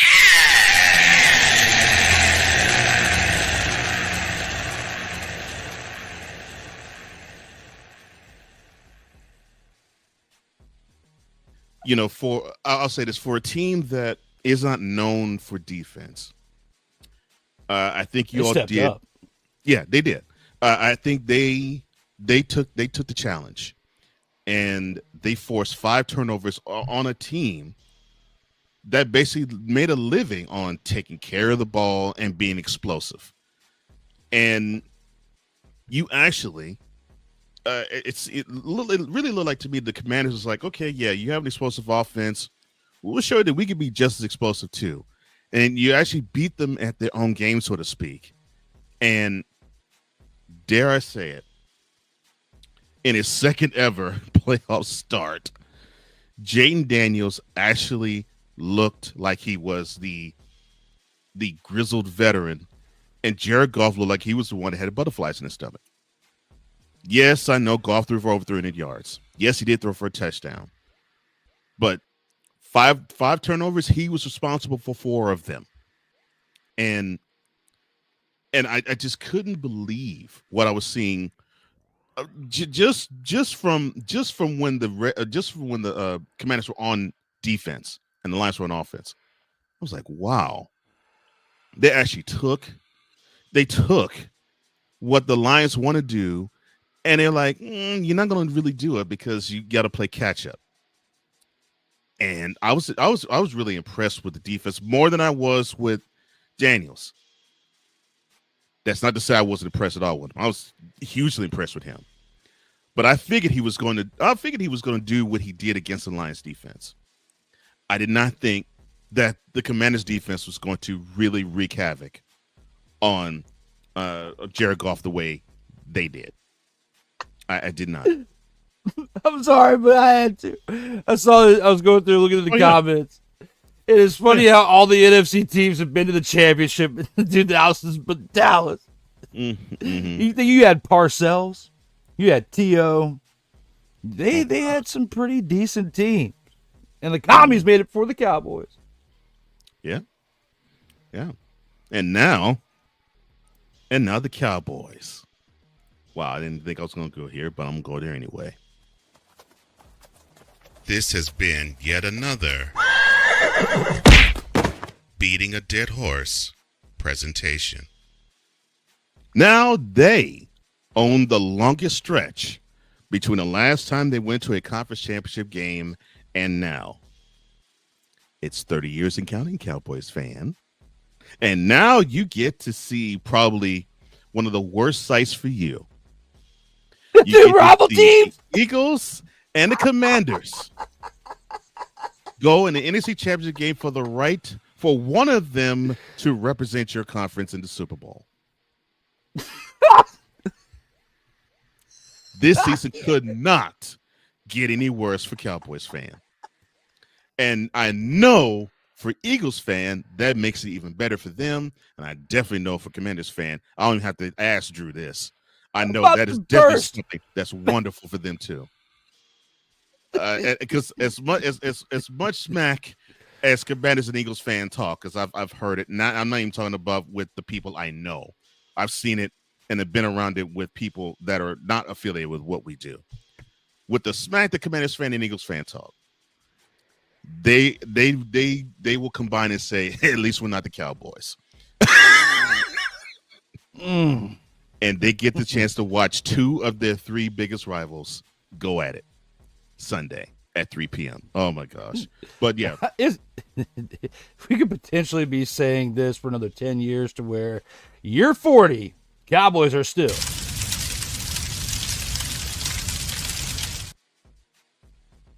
Cool McCain. I love this nightmare for the AFT, and for those who don't know what AFT means, A is Arlington, F is football, and T means team. And for those who also don't know, the Cowboys play in Arlington, Texas. They don't play in Dallas. They don't play in Fort Worth. They play in Arlington. I think they should change their name to the Arlington Desperados because that's exactly what they play like. Oh, gosh. Desperado. Shout out to you, Eagles. And with 5 rolling on the floor, laughing emojis, crying emojis, I should say, Dante says, I just realized that Cole, the only thing that would be better is if the Super Bowl was at Dallas. Well, you never know. With one of the NFC East teams making it, yeah, that would be great. Regardless of which one made it, yeah, that's still we're at least guaranteed that if it was in Dallas, that would be great. Giants, Eagles, or Commanders. It doesn't matter. Any of the 3. Don't matter. We are not going to see the Giants there anytime soon. Unfortunately, and I hate to say that, Wise, but yes, I agree, and I think he would agree with me. I think it will be a long time for us to see them there. But yeah, the Lions. It is so heartbreaking. 15-2. And I know they wanted to get much further than here, and they took it on the chin. We're seeing a unicorn situation with what's going on with the Commanders. This is pretty historic. Not many franchises have been able to do what they've done within a year and turn it around with new ownership. No, not like this. And new management, new quarterback, and then a lot of the free agent pickups that they made between offense and defense. A lot of that's making as big of an impact as Jaden Daniels is to this team. So I don't think the Giants or the Cowboys, unfortunately, can do that because you'd have to start completely new slate, everything from the top ownership. And neither one of those franchises are going to be letting go. The Maras have been that franchise. What started it all with the Giants. Yeah. And Jarrell's family they're not going anywhere. So we're seeing a unicorn situation within the NFC East because there's not going to be any new owners for those teams for a very long time. Oh, wow. Mm-hmm. Yeah, I agree. The team took it on the chin. It looks like the city of Detroit took it on the chin even harder because I think they expected this to be, as you said earlier, I think not all Lions fans, but I think many Lions fans expected this to be a route. This was going to be basically a stepping stone, and they pretty much figured they were going to be playing the Eagles. It was like, okay, we'll take care of the Commanders, and then we'll rush out over the Eagles, and then we'll go to New Orleans, and we'll beat either the Bills or the Chiefs, and we'll hoist that trophy. I think that's what Lions fans really thought this year was going to end like. Unfortunately, no. Dante says, so are Lions fans trolling y'all like Minnesota and San Francisco fans did us? Dude. No, I would say that for the most part, they're accepting. They're pissed off, but they're accepting of what's going on. Yeah. Like, and more so just upset. Like, how Dan Campbell reacted is very similar to just how they're feeling right now. Right. Their expectations were more. They had more expectations for it. Yeah, they had higher expectations for their team. Mm-hmm. And looking at this for what it is, you expect more out of a team that's built like that, but the Commanders are just that sleeping giant that nobody expected. Yep. Nobody expected this team to do this, not including ourselves, but we're getting a treat when we're watching this, and anybody who loves the game of football loves that high-scoring second quarter that we saw in that past 42 combined points scored in that second quarter. 42. The most ever in playoff history. There's never been a quarter that you've had that many points scored in a quarter. Yes, even the remarkable touchdown pass with Doug Williams of Washington in the Super Bowl. It surpassed that. Mm-hmm. It surpassed that. And I got to give cool props because he called it. Getting second in the division and making the playoffs. A lot of people call that. I called them winning the first round against Tampa Bay, and I jokingly said what I said when I clipped the button earlier. And I predicted that win. We still haven't gotten to the 2-minute drill, but luckily we don't have 17 games to go through this week. We only got 2, so it won't take us that long, and we still have the game of the week, but we still have time. But looking at this for what it is, for them to go second and make the playoffs and get not 1 but 2 playoff victories, I was happy with what they did throughout last week, and I'm happy what they did throughout this week. But if the train stops here, regardless of what we predict here in a little bit or how it goes, I'm just happy for it to get to this point after seeing a pretty bad franchise for quite some time. And I think regardless, we're going to be in for a good game this Sunday. And not only that, but in the wild card round, you beat the NFC South champs. Saturday, you beat the NFC North champs.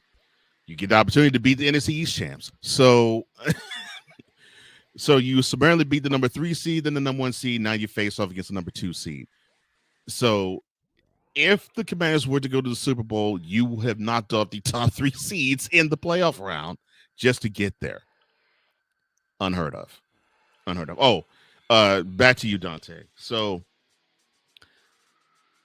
Lions fan in general, it's not like that, but I have come across some new school Lions fans where they felt as though this season when things were happening, they were rubbing in. For example, I know a dude who he's a Lions fan. He travels to see Lions games, and I remember when he went to Houston to see the Texans on Sunday night. He would show the hotel, then he would show the place where he would eat, to get ready for the game if it was Sunday night. Then he would show himself at the seat and parade the camera around, and he would be just talking junk all throughout the video. And then he would, of course, at the end, if the Lions would win, he would say, "We conquered another town. Look at this. We conquered another town." Those new school Lions fans were ones that really were getting on my nerves. That's why I was sort of happy when the Commanders beat the Lions, and I went to him. I went right to him. It's like he put a social media post that said, "Out for lunch. Don't talk to me about Lion stuff." That made me smile. But Lions fans in particular, because I got another part who lives in Detroit and is a Lions fan. Nah, he doesn't talk junk. He's more along the lines of, "Man, I expected more of this team." And basically he also reflected what Dan Campbell did, just heartbroken and crestfallen because they expected more out of the team, and it was unfortunate. But 15-2, you still had a really good season. You had a record season, and unfortunately, just ended in a bad way to what looks like to be a Haley's Comet type of phenomena in the Washington Commanders. Ooh, wow. And the Commanders will be going to South Philly for the NFC Championship game. Wow.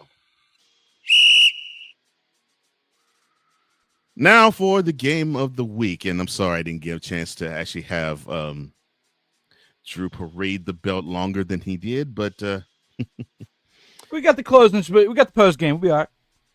That's true. You've got a point there. The battle of the MVPs. Peas. Hey, one thing. Shoot. To correct Dante from earlier, the voting was in like 7 or 8 days ago. So regardless of how this game went, it wouldn't have mattered. Oh, talking about an MVP voting? Yeah. Oh no. Yeah. This is for those who don't know, MVP regular season award. So it didn't matter who did what in this game. And yes, some clown actually said, "Yeah, this game is proof that Josh Allen won it." And I'm like, no, it's not. There's no bearing on the award. But the battle of the MVPs, we'll find out the week before the Super Bowl.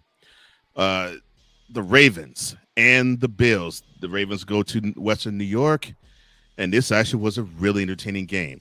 The Ravens jumped out to a 7-0 lead. The Bills basically stormed back. They rode the wave of a Lamar Jackson fumble to go up 14-7, and then they went to halftime up 21-10. When the Ravens remembered, oh yeah, we got Derrick Henry, and they just dominated the third quarter. So they got it within 2, but then they were down 8 with about 3 minutes to go, and Lamar Jackson led a masterful drive down the field to get them within 2. And then he threw a beautiful pass into the waiting hands of Mark Andrews, and he dropped it for the 2-point conversion. Final score, the Bills 27, the Ravens 25. Josh Allen, a Jalen Hurts type of game, except He did not have as many yards on the ground. 16 to 22, 127 yards. Notice no touchdown passes. 10 carries, 20 yards. Yes, that is correct. 10 carries, 20 yards, and 2 rushing touchdowns. James Cook, he had 17 carries and 67 yards. He also had 3 receptions for 15. The Bills' offense, buoyed by Cook and many other runners, they chopped up 147 yards on the ground. Now, Lamar Jackson for the Ravens, he was 18 to 25, 254 yards, 2 touchdowns, and a Taylor Rapp interception, which, fortunately for the Ravens, it did not count in points because the Bills punted the ball back to the Ravens. 6 carries, 39 yards, and unfortunately for Lamar, that led to a touchdown for the Bills. Derrick Henry, 16 carries, 84 yards, and a touchdown. Not enough touches. Straight up. Not enough touches at all.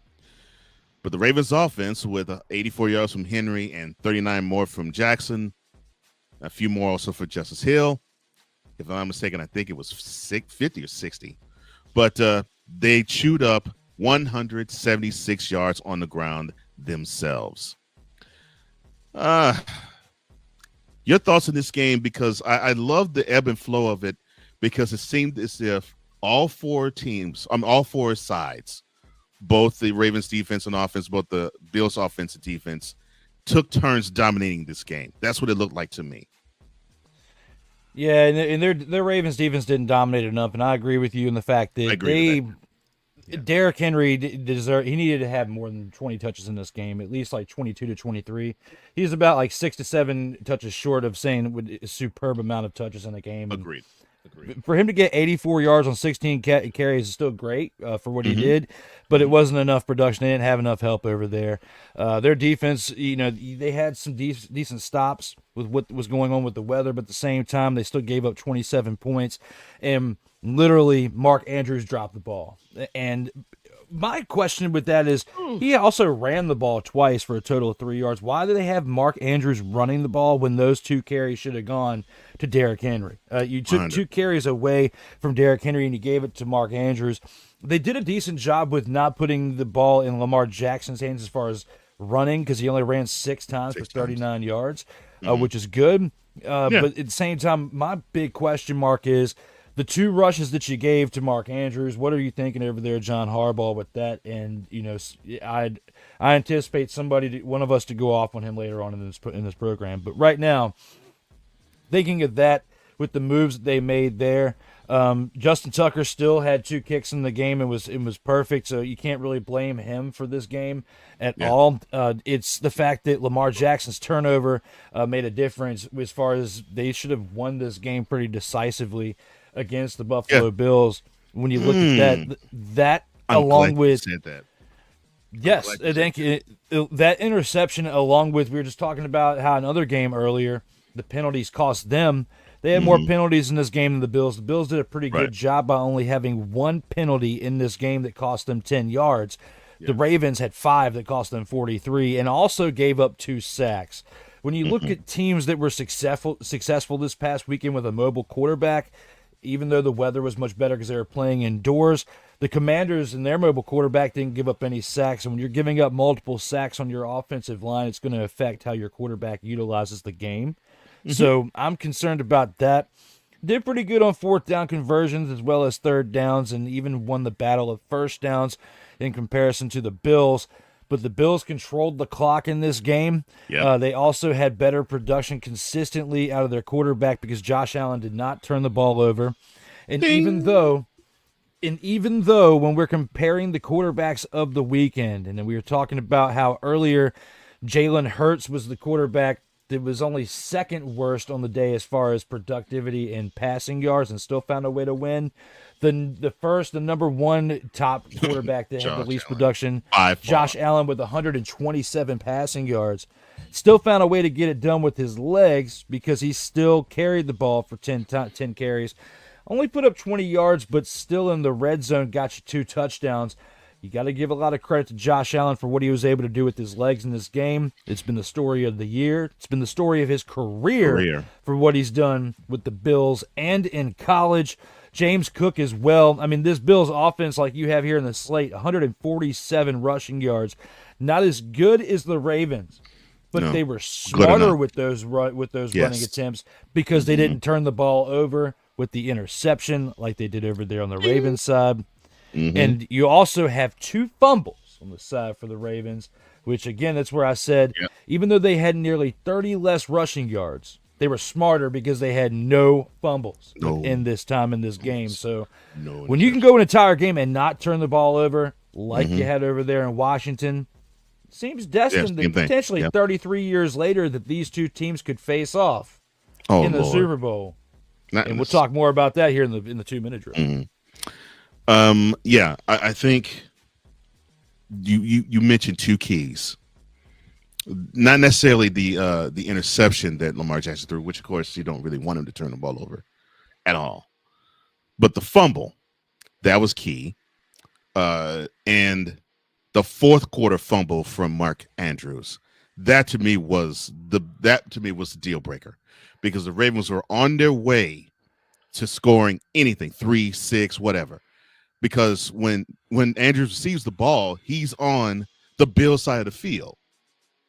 And he tries to make a football move. All of a sudden, Terrell Bernard does the Peanut Tillman and goes, poop, and the ball slips out of the grasp of Andrews. I was like, oh, man. And then that 2-point conversion. Woo, wow. Horrible. But you weren't the only one that said they felt as though the Ravens really controlled this game. I was watching ESPN, I think it was Get Up, and I heard Damian Woody, former Patriots and other teams, but mostly Patriots, offensive lineman, and now he's an analyst for ESPN. He actually, the first words out of his mouth when asked that question was, he said, the Ravens controlled this game. This was a game for the Ravens to lose, and they were the ones who should have won this game. But the interception that Jackson threw, the fumble that he made, and the Mark Andrews fumble. Versus, to me, and this is what I put as the gold star for the Bills. Josh Allen, 20 yards running, 127 yards passing. Now, I'm like, that's not impressive, and you'd probably say, well, that's not impressive. That sucks. I agree. So the Bills were up 24-19. 3rd down. Allen tries to run out the middle. He tried to basically do the same thing as he did 2 other drives where he completed with basically a quarterback sneak up the middle for a touchdown. The Ravens read it, and they stacked him up, and they turned him to face basically midfield. Allen, for a split second, was about to toss the ball back to James Cook. And if he did, more than likely, it probably would have been a fumble because it would have been knocked out of his hands and it would not have been pitched. At the last second before he actually did it, he corralled the ball, said, "No, we got 3. Let's stay with it," and just took the tackle. If this was maybe him even 1 year ago, guaranteed he would have tried that lateral. And this is when you have to look beyond the stats. That play right there, to me, even though, yeah, you could say the drop by Andrews or 2-point conversion was a play of the game, or his fumble, but I say that was the play of the game to me, because it could have gone all wrong for the Bills right there, and Allen was smart enough and savvy enough to say, nope. We already have a chip shot for 3, and if we go up 8, it's going to make things difficult for them to go down the field. But if I were to throw this errant lateral, the Ravens might be down 5, but they will be motivated with this fumble and a touchdown without even converting anything else. They'll take the lead. No, I'm going to take this ball. That, to me, was play of the game. And that, to me, speaks more volumes to me about Josh Allen versus Lamar Jackson than any MVP regular season award really does. because the quarterback's most major duty is to protect that ball. Period. And when he did that, I was like, "There, you're on the road. That's what you're supposed to do." I actually clapped when I saw that. I said, "That's exactly what you're supposed to do." But as far as the Ravens, they are a team when it comes to the playoffs of missed opportunity. And they also are a team of conservative strategy. I just don't get them sometimes. It upsets me that this is the most talented team they have had. Dare say, even the Super Bowl teams they've had, definitely 2000, they weren't loaded like this. At least offensively, they weren't. And in 2012, they weren't. This is probably the most loaded offense they've had. Because to me, all you needed to have is an elite quarterback and an elite running back. And they still cannot even get past the divisional round. When all they need to do is feed the beast at least 20 times. I would say 25 times. And normally when you feed him that many times, good things happen. I don't think they lost a game if they ran him that much. But there's proof that they've only won maybe one game when they did not. And I'm like, this is simple. This is simple strategy. There isn't a team built in the NFL that can stop Derrick Henry if you have him run the ball 25 times. There isn't one. Oh, yeah, there is one. I'm sorry. It happens to be the Baltimore Ravens because they stopped themselves. And it is upsetting to me when I see that. You have the formula. You have the formula to beat the Bills. You have the formula to beat the Chiefs. But no, you have the greatest formula to beat yourselves. And forget the 3 turnovers. Yeah, that's bad. But the strategy to me was worse. Because, yeah, you at first you're like, okay, yeah, we'll run the ball with Henry.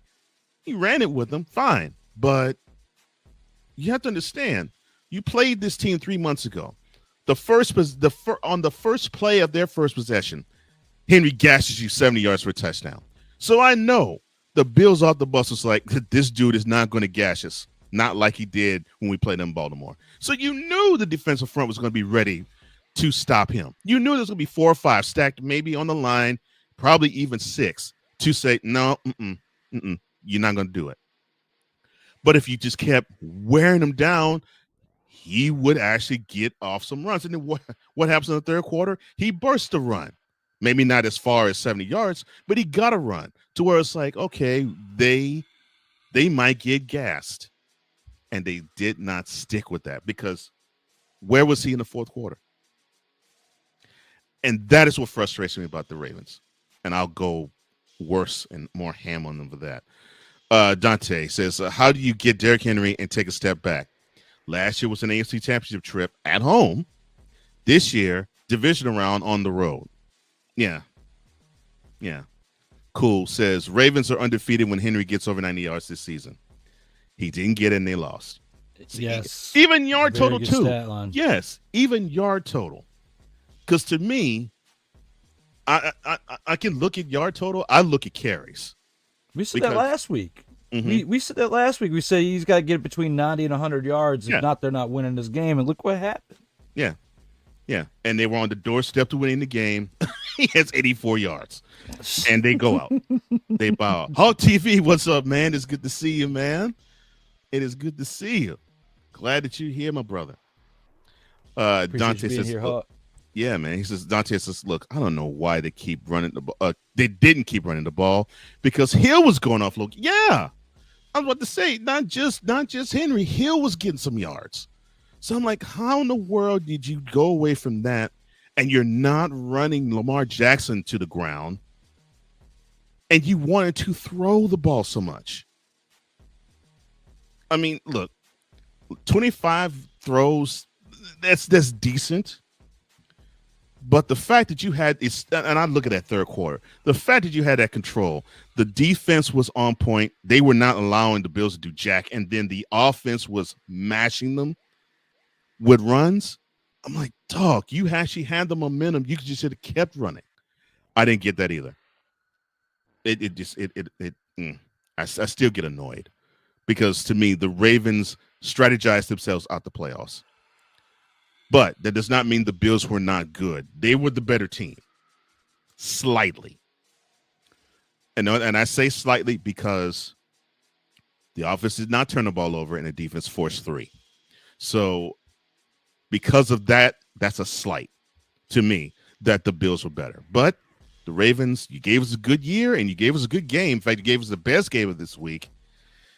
Unfortunately, you earned a trip back to Baltimore where you have to say, this was a season which could have been. Oh, well. That's it for opening drive. All right, let's go. We got trips, right? At 42, 989 on 2. Ready? Break. Oh, the fun's not over.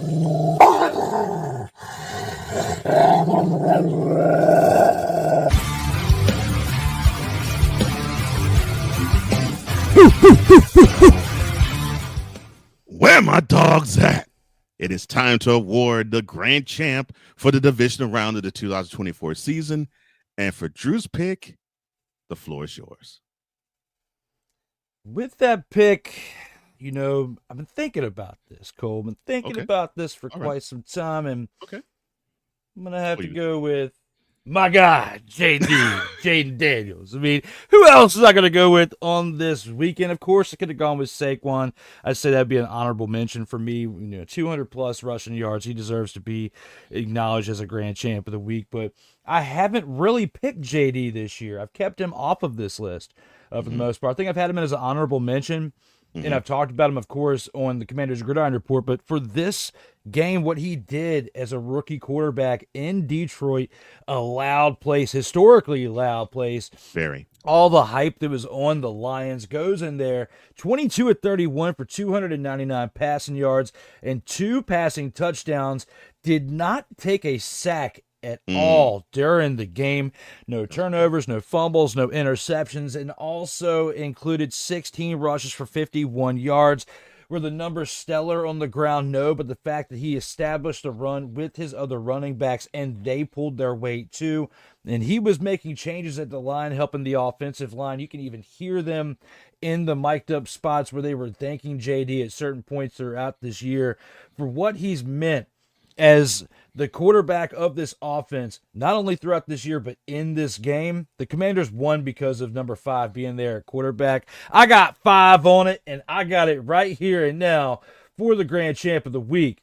That is my pick. Good old JD. He got 5 on it. Oh, good. I'm glad you do. And look, when your rookie quarterback in his second ever NFL playoff start, and both of them on the road. In the second one, he gets 350 total yards. Can't complain. Can't complain about that choice. Can't at all. Good one. And I don't consider that one a homer either. Thank you. Yeah. Now, I have an honorable mention. Look, what Saquon Barkley did, 26 carries for 205 yards and a couple touchdowns. That has to be noticed, mentioned. He basically was the reason why the Eagles are where they are now, battling for going to the Super Bowl for the second time in 3 years.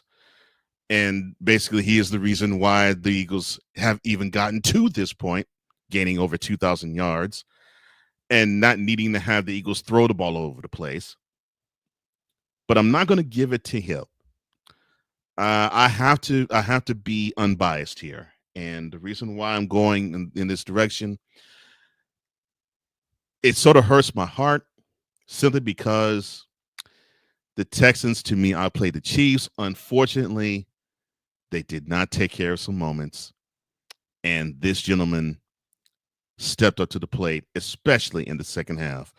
George Karlaftis. I mean, I would hear his name, and it was sick. It got, as a fan, it got more sickening and more sickening and more sickening because it was like he was around either the ball or Stroud all the second half long. 4 solo tackles, 3 tackles for losses, 4 quarterback hits, and 3 sacks, 3 of the 8 that the Chiefs amassed. I mean, to me,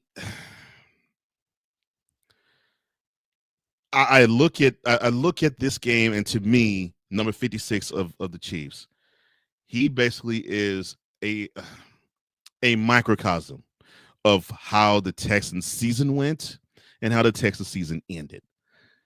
Uh, as good as they were, there was just a presence that was better and more imposing. And unfortunately, it was him. And look, 3 sacks. That's remarkable in the playoffs. And so I just have to give credit where it's due. George, good job, my brother. You more than anybody earned your team a trip to the AFC Championship game. They did their job once again. Yeah. 7 straight times. 7 the Chiefs in a row.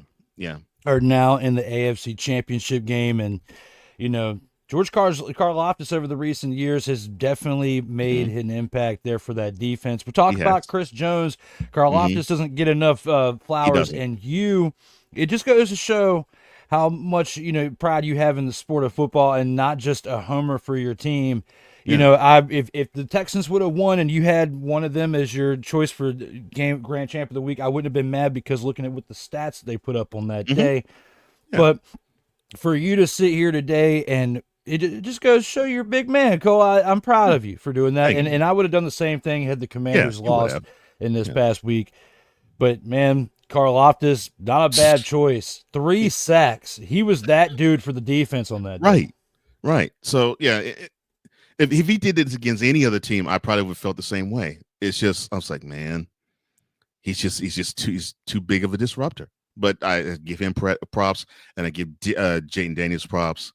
He earned that. He earned that big dog award too. He did, because second ever playoff game, he gets 350 total yards. Woo! Dude's a stud, man. Wow.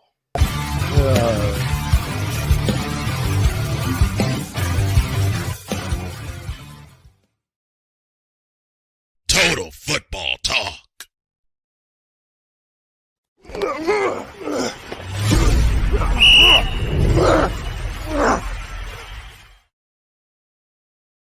Time for the 2-minute drill. And before we do, we'll get a little bit to the tribe. Let me see. Sick. He says, look, clearly the Ravens got in their own way when it came to crucial games. When it comes to crucial games, yeah. I'll touch on that a little bit later. Dante says, so as much as Tomlin gets called out, John, does he get criticized? I'm glad you mentioned that, but I'm not going to touch that now. He also says, yeah, which season was more disappointing? The Cowboys, the Lions, or the Ravens? Personally, I'd have to say the Lions. For the hype. Yeah, I mean, the fact that they won 15 games. We saw what we saw for the very last game of the season, is that win decided who was going to go. Had the Vikings had the number 1 seed, would we have seen a win out of them from this past weekend when they played the Commanders? Is what they would have been the ones with the bye week.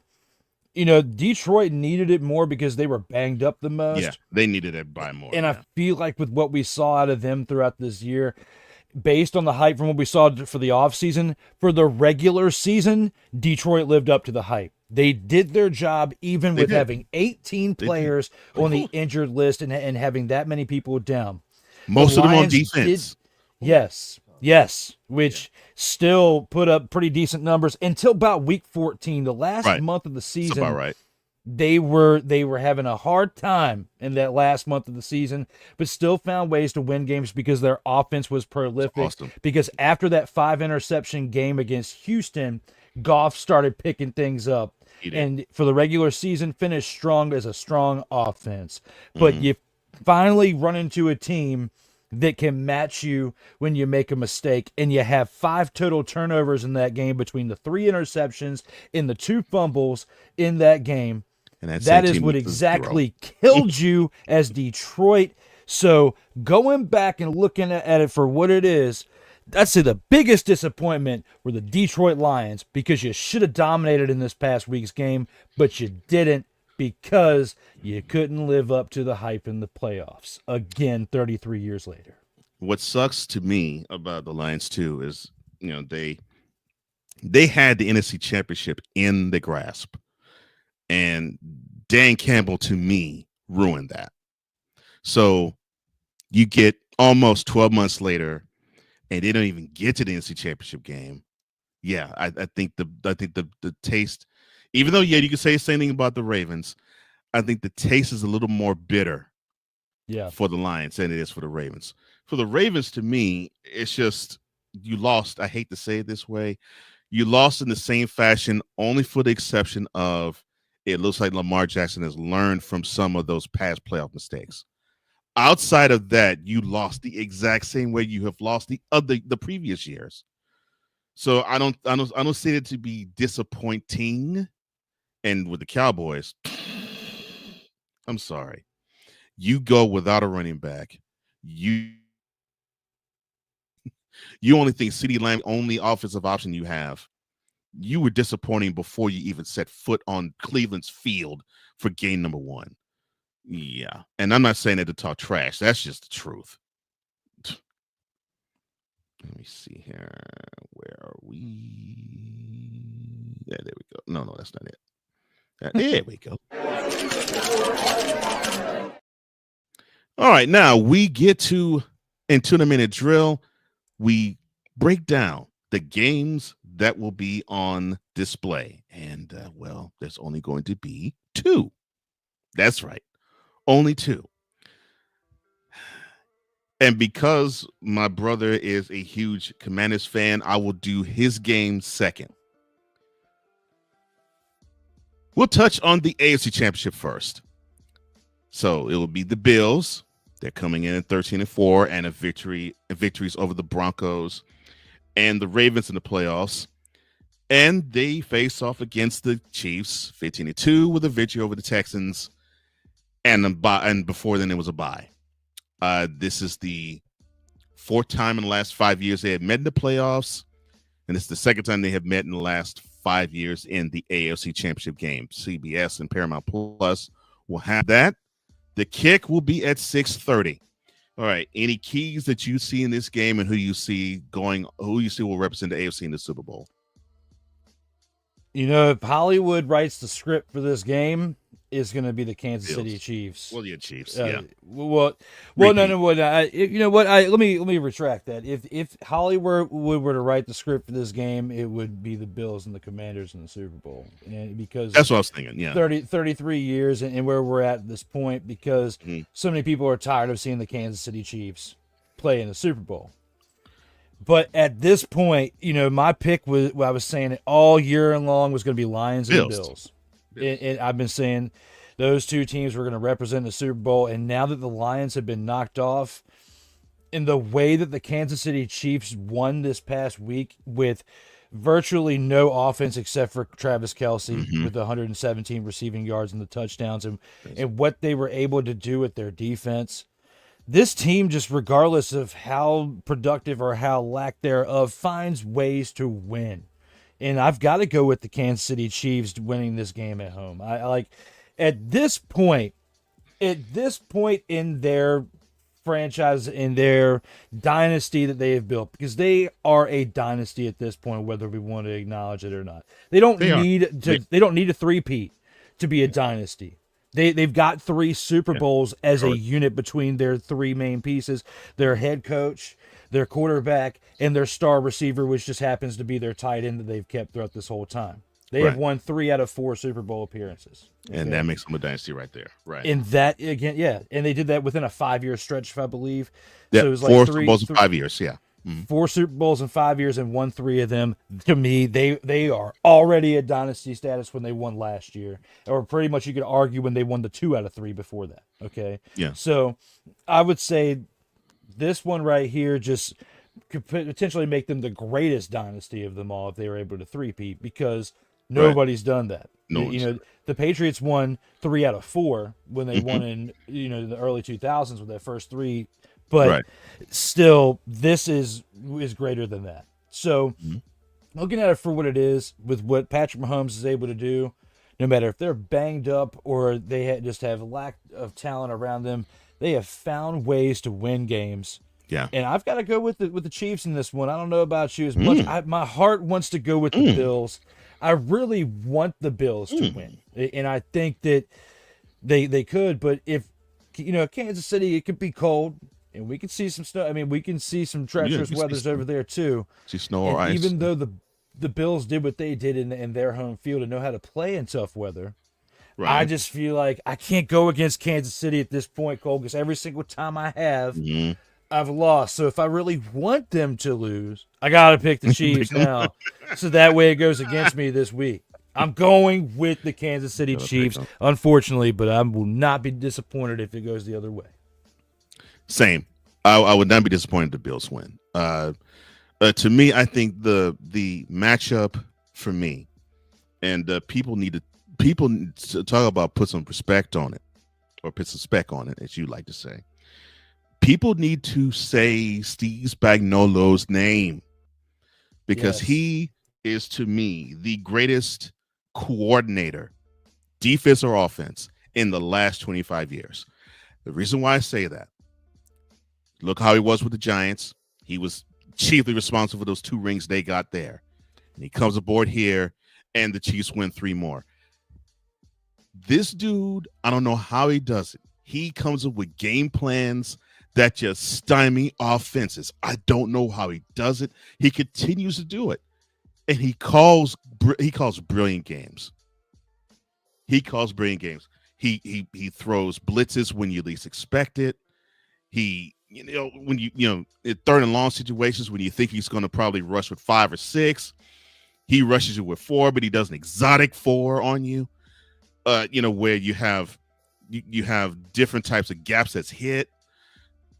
I mean, Spagnuolo is one remarkable defense coordinator, and I think I think with him, the matchup is, to me, between him and Joe Brady, the offense coordinator for the Bills.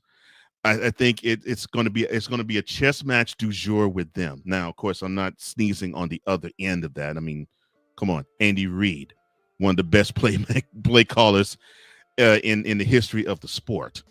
So we're gonna see some chess matches too with the Chiefs offense and the Bills defense. But to me, I think the game is going to be won when the Bills have the ball, and the reason being, I actually think the Bills have the offense that is necessary that could continuously put the pressure on the Chiefs defense. Now, the issue is, or the question is after that, can they put enough pressure on the Chiefs defense to where they can have them on their heels all the time? Unfortunately, the answer to that question is no. And when you have that, and you have, to me, the best quarterback in the game today in Patrick Mahomes, only needing to do 2 things, not turn the ball over and make maybe a play or 2, and he's capable of doing that. Yeah. I see the Chiefs winning, and yes, last year when the Chiefs and the Bills played, I went against Tide and said, okay, I think the Bills will beat the Chiefs. And the Chiefs said, well, yeah, this may be our first road playoff game in the Patrick Mahomes era, but we're still going to shove it in your face, and we're still going to beat the Bills. And they do it. The reason why I say I wouldn't be surprised if the Bills won, because, I mean, we look back at the concept. They'd faced each other earlier this year, and the Bills won that game. They did. And both of these quarterbacks played against one another. So looking at it for what it is, I can't be surprised if this happens, because back on November 17th, the Bills won at home 30-21. The difference in this is that you flip the scales, they're at Arrowhead this time. Yeah, so they get you don't have a unicorn like JD who can just cut through a crowd with the crowd noise and do what he does. I think that this makes a difference in this game, unfortunately. Plus, with certain games and certain referee situations, that could be a factor too.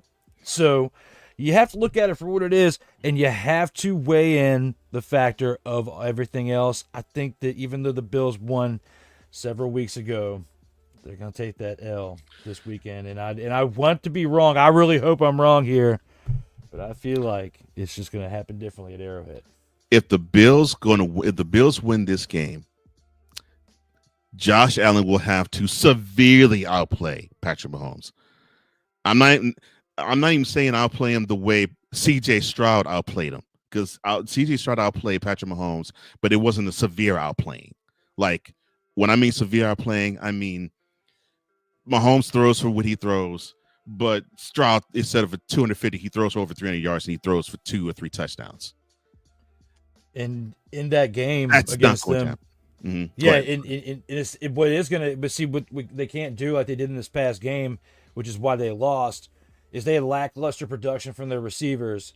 Where Right. outside of Xavier Worthy, who had 4 receptions for 61 yards and a touchdown, everybody else had 3 or less receptions. DeAndre Hopkins being that one, 3 for 29, and it only got worse with the other receivers after that. Travis Kelce only had 2 catches for 8 yards.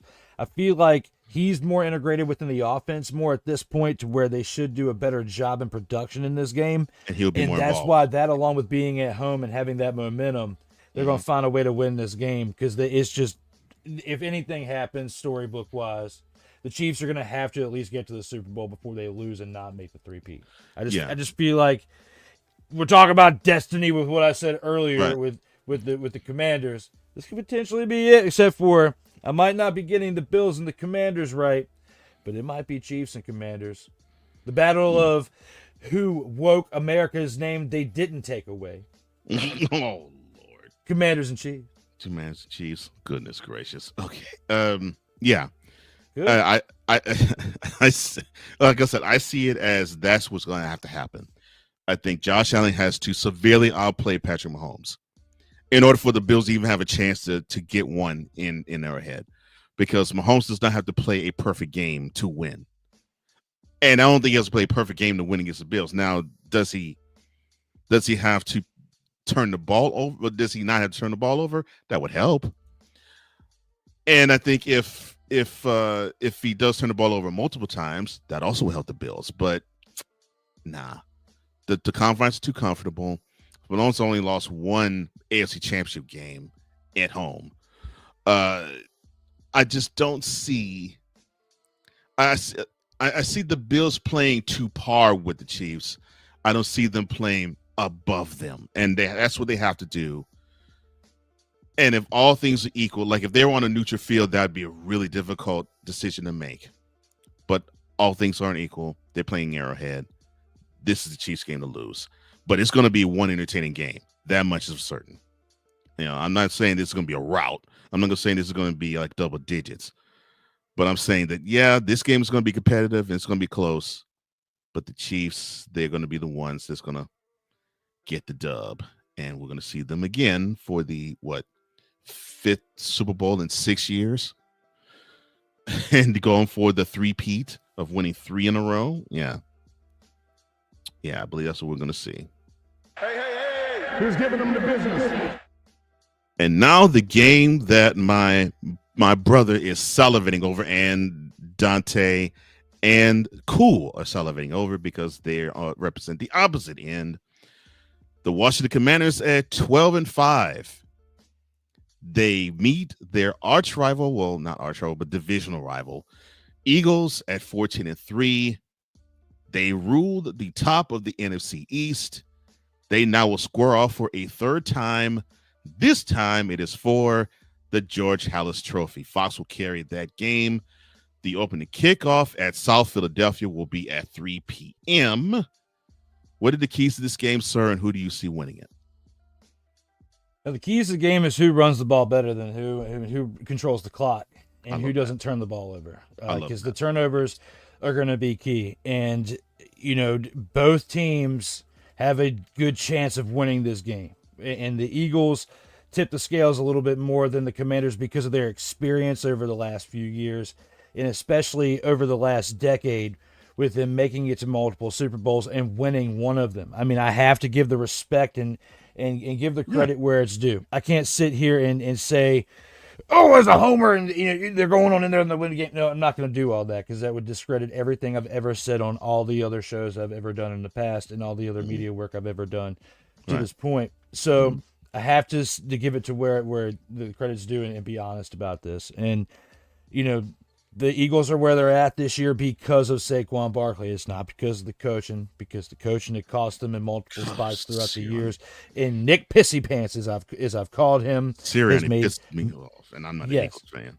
Yes, and he just as somebody who's watching football and analyzing it, I just whether they're I'm not even looking at the color of the uniforms or the rivalry of the I'm looking at just the coaching.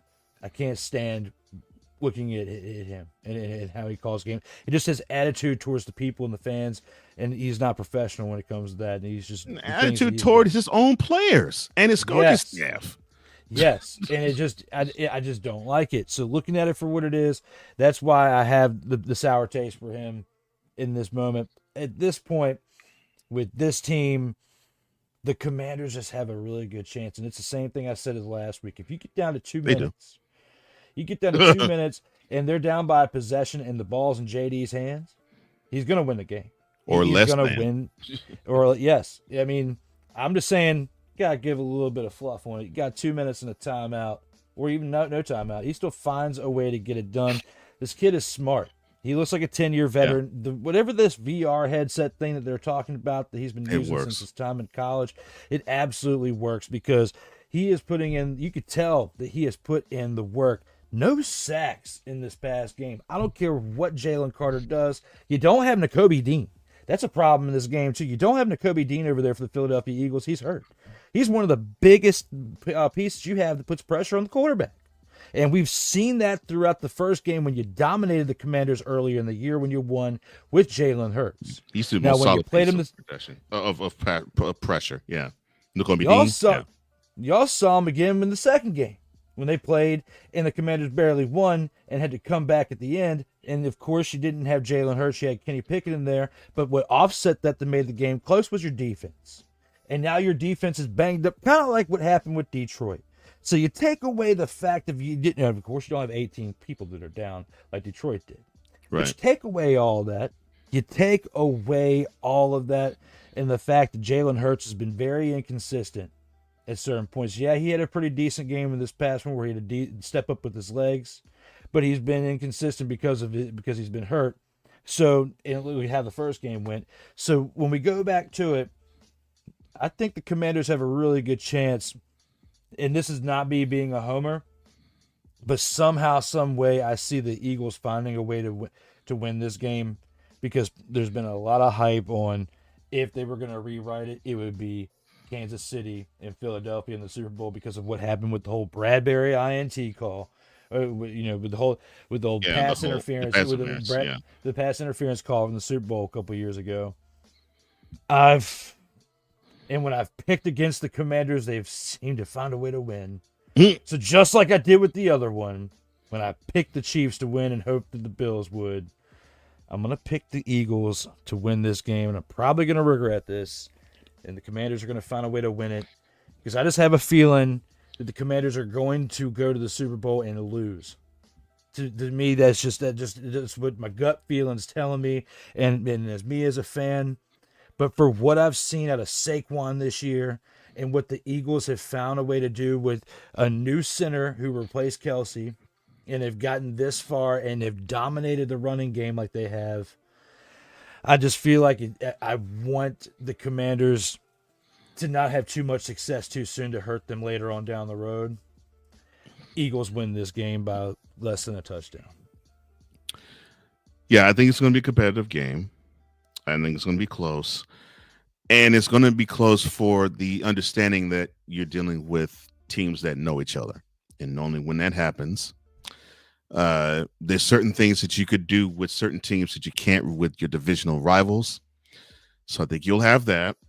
You'll also in the game, you'll have some tempers that will flare. You normally have that happens more often than non-divisional rivals, or in the case of the Chiefs and Bills, teams that don't keep seeing each other every January. Because it's just a different type of flavor when it comes to going against a divisional rival. But to me, the key for the Commanders is they have to force Jalen Hurts to be a pocket passer. I'm not saying that he can't beat them. I'm not saying he's horrible as a pocket passer. I'm saying that the Commanders' chances to beat the Eagles would be far better if you make Jalen Hurts beat you in the pocket. That means you can't have him run That means that you have to corral him somehow. You have to make him a pocket passer. What I see being a problem, and look, Jaden Daniels is going to do his thing. Terry McLaurin, he's going to have one of those catches where it's like, how does that dude keep getting open? I mean, I ask that almost every game. It's like, how does this dude keep getting open? Dang. Hopefully, De'Ami Brown can continue in his ascension to actually be a good, healthy part of the Commanders' offense. And those are their running back by committee is working well. I'm loving that you got Robinson that gets the tough yards and Eckler that gets the scat back yards on the ground. I sort of like what they're trying to do schematically, and I got to give Cliff Kingsbury credit. Never been a real huge fan of his, but this year he has done a really good job with that offense. To me, all of that is great, and they're going against a stalwart defensive squad, and Jalen Carter has stepped up huge. He stepped up huge this year, but I think he has stepped up huge in this playoff stretch. And I think the Eagles need him to be a huge difference maker, if for no other reason to make up for the loss of Nakobe Dean. Because I agree, Dean has been the most solid presence of pass rushing pressure for the Eagles all year. And so he's gone. Someone else has to fill that role. And seemingly, although Carter is a defensive interior lineman, he still could put that pressure on an offensive line. The key to me, and you said it, who can run the ball better? And here are stats that I think will tilt it in the Eagles' favor. When the Eagles played the Commanders in Philly, I think it was Barkley had 27 carries, 147 yards, 2 touchdowns. Yep. When they played them in Landover, I believe either he had 26 or 29 carries. I think it was 29. He had 29 carries for 150 yards and 2 touchdowns. It has nearly 300 yards against us. So you combine that, it's almost 300 yards. Mm-hmm. The Commanders seem to have an issue stopping Saquon. And I think, and I don't necessarily mean he has to go from 150 to 50. If so, that'd be great for the Commanders. But probably, 85, 90. Just try to find a way to where, the Eagles is trying to actually have him get that one big burst, that one big run that he did have in Landover against them, where it's like, dang, he gashes for a huge one. If you can stop having him have one of those types of runs, the chances are greater. Unfortunately, I don't think the Commanders defense has it in them to do it. I think the Eagles offense is just a wee bit too physical for the Commanders defensive front to slow down. I won't contain. I won't say stop. But I think it's just a wee bit too strong to have that defensive front contain them. And I believe that is the reason why they have to go on to the Super Bowl. Now, but they also got to control the clock, though, Cole. And that's one thing the Commanders have done really well. The Commanders have done a really great job at controlling the clock. And if Jalen Hurts turns the ball over, it's over. I mean, you cannot have turnovers against this team because the Commanders find ways to capitalize on turnovers and make you pay. And that's exactly what happened in this past game. So you have 1 to 2 turnovers. I believe it's it. But what's definitely going to affect this game is the rushing, like we both said, and if the quarterback is smart with the football, which we already know that based on the tape and what's gone on consistently, even though he's had a lot less tape than Hurts, consistently right now, Jaden Daniels has been a whole lot better consistently with the football with not turning it over than Jalen Hurts has. Yeah. And I agree with you. I agree. The game tilts on the running game and the quarterbacks. No question. Who's also more effective and who can make the least mistakes of all of them. I agree with you there. But also with what he's saying here, that's Sam Cosmi, the right guard. Yes, he tore his ACL in the past game. bent over backwards, and that was definitely a big blow to the offense. So yes, that could definitely make a difference. But the one thing is, JD's been good with his legs, been able to move around, and Yeah. even after that happened, still didn't take a sack in that game. And he That's faced, amazing. in my opinion, the toughest matchup he would have seen in this whole playoffs. That's why a lot of people are saying that if they can beat Detroit the way they did, and especially decisively like they did, the sky's the limit at this point. Now, And, I'm not even arguing at that, but I think they got a good chance of winning in Philly. Now, am I saying that? Yeah, and am I saying that the Commanders have no chance of beating the Eagles?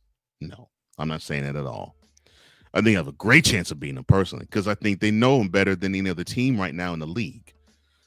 Just from that alone, they stand a great chance of beating them. Plus, they have the confidence that they can't beat them. Although, yes, I agree, Dante, regular season. But still, you'll take any advantage you can. The last time these two teams played, Daniels throws, was it Crowder? Yeah. Daniels throws a TD pass to Crowder with 6 seconds to go in the game. to have them pull out with a 36-33 victory. Those things, yes, I know it's regular season, but those things do matter. But and thank you, yeah, Nolan Smith, another dog, another Georgia alum that went up to Philly on defense. Yeah, he has had a big impact too. Just that defensive interior of the Eagles. I'm like, shh. I was like, that was just a crime. I still want to shake Howie Roseman and say, how the heck did you manage this? I just, with the defenses that have tried, and the fact that he has elevated himself each and every week, whether it's my Homer hat on or not, they've got their toughest challenge of the season at this point, just like the Detroit Lions did.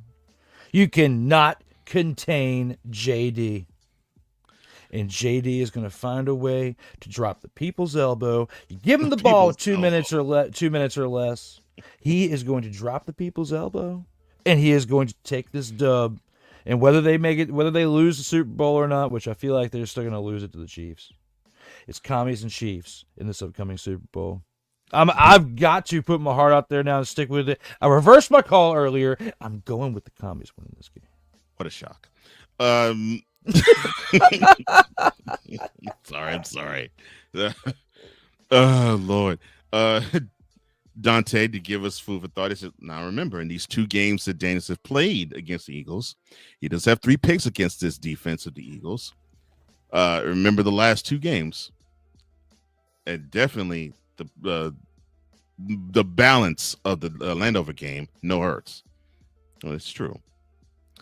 He also says, look, it really comes down to Kellen Moore. And for those who don't know, that's offense coordinator for the Eagles. He says, if he calls a great game, we win. If not, they take an L. To me, the game that Kellen Moore has to call is they got to have Hurts get key plays, but I don't think he has to go crazy in terms of maybe a play or 2 with his legs. Definitely not maybe 3 or 4 with his arm. But if you could do that in concert with Barkley getting that average of 150 yards, I don't think he'll get 150, maybe 120.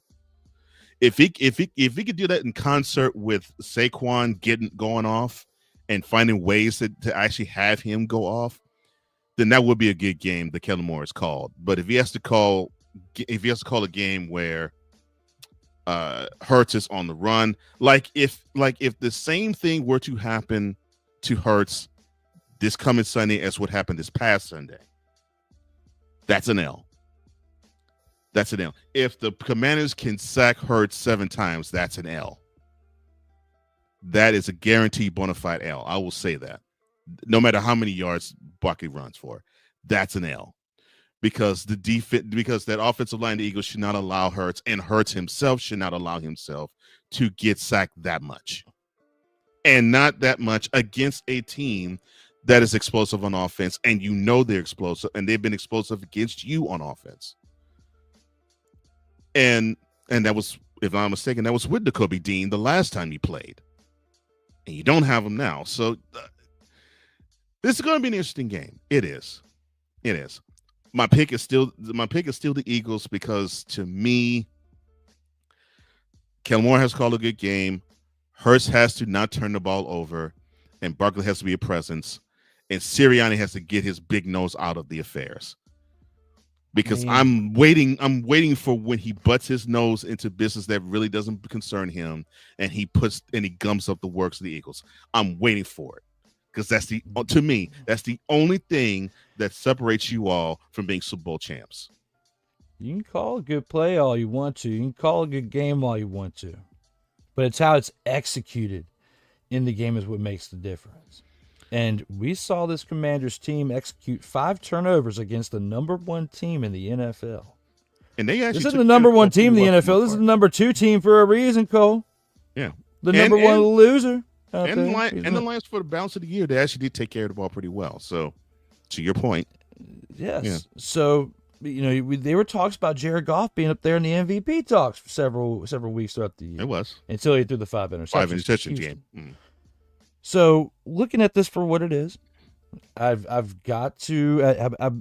I'm not going to be surprised if the Commanders win. I'm still siding with you on the fact that the Eagles are more likely going to win this game. But if the Commanders put the pressure, if the Commanders put the pressure on Hurts like they did with Goff, it's over. And force him into turnovers.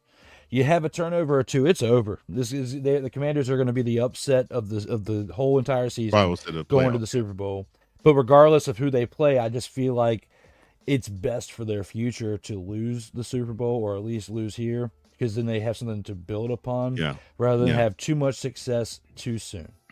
Yeah. So, unfinished and that's what I'm afraid of, unless it's the beginning of something of what the Chiefs were trying to do. Yeah, I was about to say, unless it's like what the Chiefs did 5 years ago. Yeah, that's true. Or then it's a win-win. But that's a little bit far-fetched at this point for me to say that. But analyst side and what I've seen throughout the year, and especially with what they can do in the running game, I have to tip the scales to the Eagles. But don't be surprised if the Commanders win. Now, yeah, I wouldn't be surprised at all. And I was slightly surprised that they actually beat the Lions. I wasn't like, oh, I didn't see this coming. It was more along the lines of, dang, they really outplayed them. They really outplayed the Lions. Dante, you raised a really good point. I'll scratch is in that sentence and will say needs to.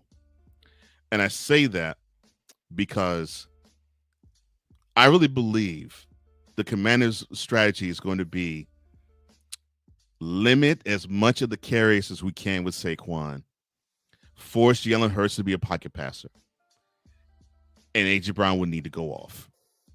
He will need to go off because that is what I think would need to happen if Hurts beats the Commanders passing. A.J. Brown has to be a huge part in that, no question.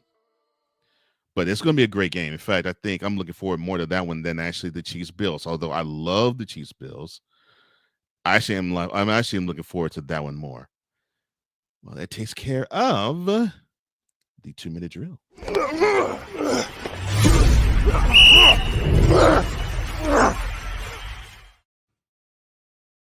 Total football talk.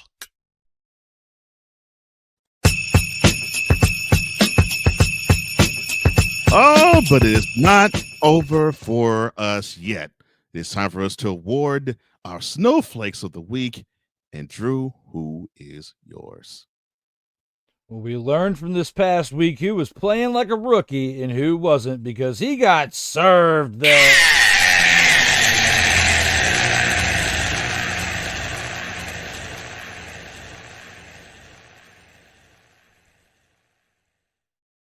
And for my pick for the snowflake of the week, I am going with good old Jared Goff. He was 23 of 40 in completions out of attempts. Yeah, he had 313 passing yards, but only 1 passing touchdown in comparison to 3 interceptions. He also had 1 fumble in the game and 1 rushing attempt for 7 yards. Congratulations for that 1 rushing attempt, but you fumbled the football. And this, I have to say, if I can give an application or a certification or some type of piece of paper to you, I would give you one that says you are a certified dumpster pelican for your performance That's just in this game, because this was a certified dumpster pelican performance there, Cole Johnson. Jared Goff absolutely gave the game away to the Commanders with his interceptions, with his turnovers in this game. I have to give it to good old Jared Goff for my snowflake of the week. Just look at how sad he looks. And would you just look at him? Ed Bassmaster with the psh out here with certified dumpster pelican performance of good old Jared Goff for my snowflake of the week pick out here in these streams. certified dumpster pelican performance. Wow. I can't disagree. I mean, you play a big game, you're at home, and you turn the ball over 4 times. Yeah, that sort of is sort of dumpster pelican-ish. I definitely can't dispute that. All right, before I go with my pick, I'm gonna go with an honorable mention because Mr. Hill, you asked. No, not that one. You asked. Now, Tomlin gets a whole lot of criticism. Why doesn't John Harbaugh? Well, he's about to get some criticism here. John, the way you call games in the playoffs sucks. Why? Because you have a free agent you signed on the dotted line. And it was to help Lamar Jackson get over the hump and get into the Super Bowl. How can you do that when you don't have number 22's tongue wag? 16 carries, 84 yards. That's not enough for that man to bring home the bacon. You need to have him carry at least 20, I would say 25 times in the playoffs, because you got to assert that physicality. That's what got you to the dance. That was what was going to bring you further to the dance, and it was going to get you to the big dance. You saw all year long this was how you had to offensively be in order to win games. And you get there, and you even have a game where you destroy and dismantle your biggest rival by running the ball. But what do you do against the Bills? You get cute. And in the second quarter, you get really cute, and you want to throw the ball to the place. And then you realize after halftime, oh, yeah, our identity is running. Problem. You got to stop handicapping Lamar Jackson. It is you, sir, not him, that is prevailing in failure and preventing your wonderful elite quarterback from sniffing the Super Bowl, let alone the Vince Lombardi Trophy. But he is not my snowflake of the week.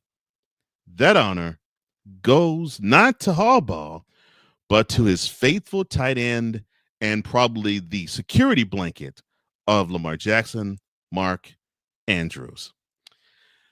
Now, he did have 5 receptions. He did have 61 yards. He actually had a couple of key receptions. One of them in the fourth quarter where it was for a first down, and it got him into the Bills' side of the field, got him in Bills' territory, past midfield. He had it corralled. He was about to he made his football move, and he was wanting to get away from the safety du jour, Terrell Bernard, but a peanut Tillman punch had the ball squirt out of his grasp, which ended up being the 3rd turnover of the game for the Ravens, and probably the most costly because of when it came. Yes, I know Lamar Jackson had 2 turnovers, one of them being a fumble that actually did lead to a Bills touchdown in the second quarter, and an INT in the first quarter that didn't lead to anything, led to a punt. But this was key because it stopped a touchdown drive possibly happening, and it allowed the Bills to put points on the board. But what sucked worse than that, Jackson put on the Superman cape, which I have issues with that, threw a beautiful touchdown pass to Isaiah Likely, the other tight end of the Ravens, to get the score within 27-25. Then with 90 seconds to go in the game, they decide to go for a 2-point conversion, which they should have. And Lamar Jackson rolls to the right. He sees it. Mark Andrews, with no defender near him, was ready to receive whatever pass Lamar was going to throw to him. And Lamar lays it to him. I mean, could not have thrown it any better. Didn't zip it to him, didn't lollipop it to him. He actually gave it a nice little toss to where it was simple. All Andrews had to do was corral the ball and fall back, and the game would have been tied at 27. And this has been one of the most reliable hands that the team has, right? In this case, wrong. Because it looked like dude had Crisco on his hands. And unfortunately, he's going to be thinking about that drop for the whole off season. And because of Mr. Andrews having Crisco on his hands, the Ravens go home early, and they go home one round sooner than they did last year. And now Lamar Jackson has to answer more questions as to why did you not make it to the Super Bowl this year? Thank you, Mark. Oh, my goodness. Thank you, Mark. As long as it's one. That's great. Well, before we get to the post game, your comments, sir. I loved it. Thank you, Mark. That was absolutely great. In the Crisco on the hands, and I figured you would like that little twist I put on it. He literally dropped the ball. Literally dropped the ball for the Ravens. He did. And that was exactly what I wanted. Yeah. You have literally dropped the ball for the Ravens and certified dumpster Pelican performances. That was between the two. Mm-hmm. You know, they both qualified for certified dumpster Pelican performances, but for Snowflakes of the Week, I feel like we both had some great choices in this episode for episode 73 of Total Football Talk. And we even found a way to get Yo King up in here earlier and bring that into this episode, because there's going to be people out there that at some point, if this Commanders franchise plays like this for the next decade, there's going to be people that feel like they do about Yo King. And it's going to be Jaden Daniels will be the Yo King of football at some point. But you'll like that. I don't know how I'd feel about that if that happens in football, if he is the Yo King of football.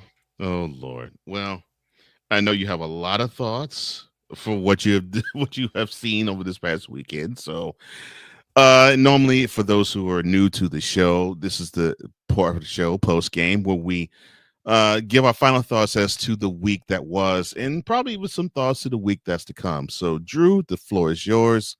What are your thoughts?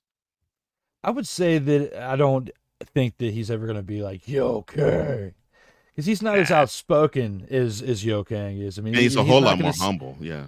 Yeah, he's not going to sit out there and tell you that he is the greatest of all time and all this stuff, even if he does eventually become that. I mean, it's too soon for me to sit here and start talking all that stuff just 1 year in, because there's other people that have had one-hit wonder type years at some point in the past, whether they got as far as him or not, and not many have. So for Jaden Daniels to have the year that he has, and for me to be at this point on January 20th, 73rd episode, just coming off the divisional game, and talk about the fact that the Commanders have made the Final Four of the NFL, of the playoffs, is absolutely wild. For them to be one game away from the Super Bowl, win or lose, is absolutely wild when you think about how the past 30-plus years have been. The fact that it was 1991, which was the last time that the Commanders had gotten this far with the win over the Lions, except for they beat them in the NFC Championship game to go to the Super Bowl. And when you talk about the history that I read off to you earlier, it's not far-fetched to think that if Hollywood was writing the script, there's a good chance the Commanders and the Bills win this upcoming Sunday, or one of those two teams would win. And I just feel like we have a better chance seeing the Chiefs beat the Bills and make it towards another knocking on the door for a three-peat And our upset could be the Commanders winning on the road because they've now done it 2 weeks in a row. They did it in favorable conditions because they played in Tampa Bay where the weather wasn't that bad, and they just did it in a dome. If it's snowing and doing what this nasty wintry weather has been doing on the East Coast, which we've been feeling it over here with the state that I'm in as well, we could see a nasty game like we just saw this past weekend. And of course, you have to tip the scales to the Eagles because they're the ones that play in it consistently. And the Commanders, even though they've played in some iffy types of scenarios this year in weather, they didn't play in weather that was as bad as what the Rams had to face this past week in Philly. So I would still, again, I'm agreeing with Cole in saying that the Eagles have a really good chance to win this game. And if they do, it's going to be one of those told you so moments. But I'm just sitting here telling you today, don't be surprised if JD shows up and does his thing in this game and shows up like he did, like the Wet Bandits, scare Kevin and Home Alone, because it could happen. It really could. And they could win this game. And I wouldn't be surprised if it happens. But right here and now, on this day, to get this far as a Commanders fan or somebody covering it or just somebody who loves football in general, if your team hasn't gotten this far, you're rooting for JD. I have to say this based on one of the comments that we got earlier in the show, that Detroit Lions fans are actually being pretty more accepting of this, and they're now rooting for us to beat the Eagles and go on to the Super Bowl and beat the Chiefs or whoever is the Bills or whoever, because if you beat them, that means you're the top dog in the playoffs at this point. You beat the number one team. So I feel like the Eagles should be the underdogs regardless if they're the number 2 seed at this point, because you're playing against the really hot team in the Commanders. And the Eagles have been winning games, but not in the way the Commanders have. The Commanders should not be the underdogs going into this game, which even though they are, this is why it's going to be reversed. And the Commanders are going to win the game, Cole Johnson. That's just my feeling, my gut feeling for the game. But I'm torn because I'm still going with the Eagles. I know I'm back and forth on this thing, but it's tough because it's really a 50-50 crapshoot at this point. Give it to whichever team the credit, because whoever wins this NFC Championship game, they really have a good chance at knocking off whoever wins the AFC. Yeah. But here and now, Chiefs and Commies, don't be surprised if it happens. That's all I got to say, because I can keep dancing around on this as much for the next hour, but I'm torn because you can't believe that they have made it this far, but they did. Well, I'm proud of your Commanders. I mean, from 4-13 to an NFC Championship at worst, NFC Championship appearance. Yeah, I would say that's a huge 1 year turnaround. And yeah, I'm proud of you. I'm proud of your Commanders. They're doing the right things, and I'm loving what I'm seeing from them. I really am, as an outsider. It's funny. I was hearing what Drew just said. It harkened me back to thinking of seeing the end of Juice, where I'll equate the Commanders Lions game to that, where the Commanders and the Lions are fighting on top of the balcony, and the Commanders, they're Quincy or Q, and the Lions they're Bishop, and Q gets a hold of Bishop and gets the better of Bishop. Bishop goes over the top and falls to his death, and then Q turns around, walks away from the crowd, and one of the bystanders says to Q, "I'm sorry, I'm saying this wrong." And one of the bystanders said to Q, quote, "Well, you got the juice now." Close quote. So I guess Lions fan is saying to Commanders, "Oh, you got the juice now." And even if they do lose to the Eagles, I think they do have the juice, simply because of not what we're seeing on the field, what we're seeing off of it. I'm actually impressed with the ownership group led by Josh Harris. I'm also impressed by the fact that he is unafraid to allow Magic Johnson to be a big part of the Commanders as a team. I love that. And it seems like, and it seems like it seems to have permeated with the whole team. So Yeah, congratulations to the Commanders. Congratulations to them. It is great to talk about them in this light versus the light that we have talked about them in the previous 30 years before the Harris group and Magic Johnson group coming together and basically getting the swamp. You saw what I did there. Draining the swamp and actually infusing the franchise with good positive energy that I think we've been needing to see since Jack Kent Cook owned the team. Yes. So that was part of what I wanted to say. Another part of what I wanted to talk about. You know, I think I have to tip my hat to Aaron Glenn. I think that for those who don't know, he right now is a defensive coordinator for the Lions, and that might not be for much longer. He looked at the situation with the Patriots, where Jared Mayo was the head coach for 1 year, and the owner of the team, Robert Kraft, decided to relieve him of his services after that one season. A season where I still can't believe it. A season where the team was circling the drain with a 6-time Super Bowl champion. Well, I should say 8, because he did win 2 rings as a defense coordinator, but as a head coach, 6-time Super Bowl champion Bill Belichick, the guy that everybody says is the greatest NFL coach of all time. And the team was circling the drain with him as head coach. And you put this guy who's never been a head coach into the fray. And oh, by the way, we're going to pluck a rookie quarterback for you to lead the team with. And that's nothing against Drake May. He actually looks pretty good. And in his future seems to be promising. More promising than the last one that they decided to put that mantle on in Mac Jones, who now he's the backup quarterback in Duval. Well, not necessarily Duval, but that's where they play. But the Jaguars. You put this guy in an untenable situation and you fire him after 1 year because, well, you're unimpressed with them going 4-13. You could dig up Bobby Bowden from the grave, and you don't have to dig the body out. You can just roll the casket onto the field. And if he gets 4-13, I'd be surprised. This team is horrible.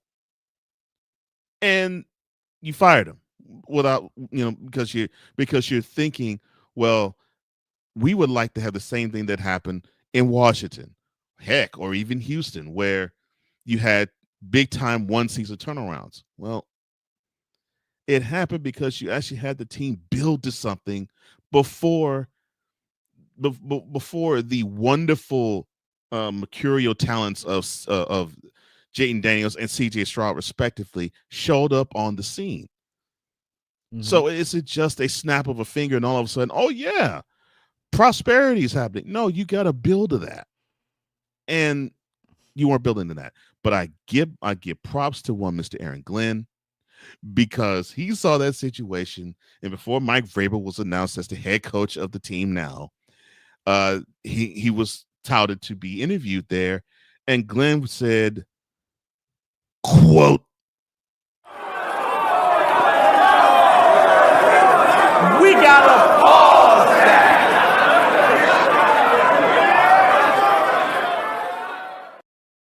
Close quote. I'm proud of you, Aaron. I'm glad you said this is nonsense. Forget that.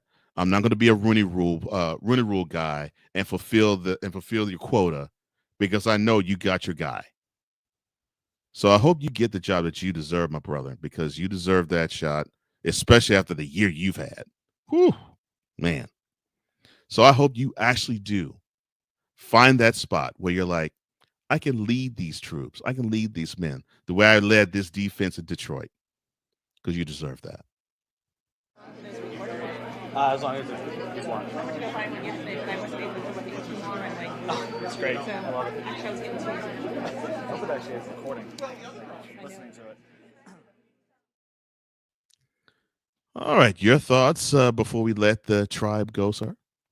Just talking about these coaches that have available jobs It's coming off season. Ben Johnson, how's his championship look now? Could have had the opportunity to been there. You could have picked that job last year. They wanted you first. Just goes to show that sometimes the second choice around is a good option. It's Wait a always minute. good to be.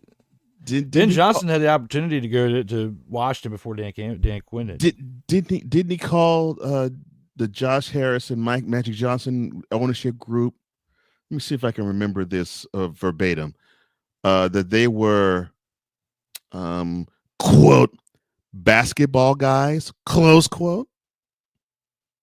Look at how basketball guys are doing right now. Look at how the basketball guys are doing right now, Cole Johnson. They are now one game away from the Super Bowl. It is just absolutely wild. It's unfathomable at this point.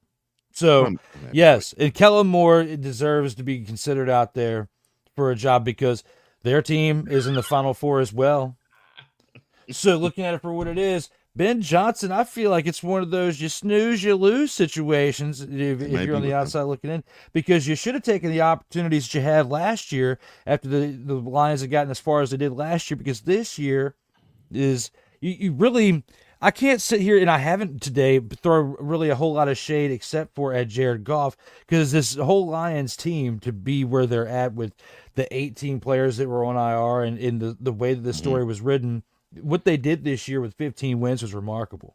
They're just beat up, and Jared Goff made some bad decisions in that game. But you can't take it away from the Commanders to be at this point and what they did. But, geez, man, when we lay it all out there the way it is, it's tough. Looking at this game for what it is. Yeah, it is. Oh, before we go, Ben Johnson, bad choices. Yeah, Ben Johnson did make a bad choice. Dante was like, "Look, my snowflake is John Harbaugh. John. How much more did the Ravens need?" I'm with you. I would have actually had him straight up if it weren't for the fact you had, unfortunately, Mark Andrews with Crisco hands. He also said, "Look, I'm proud of my Eagles.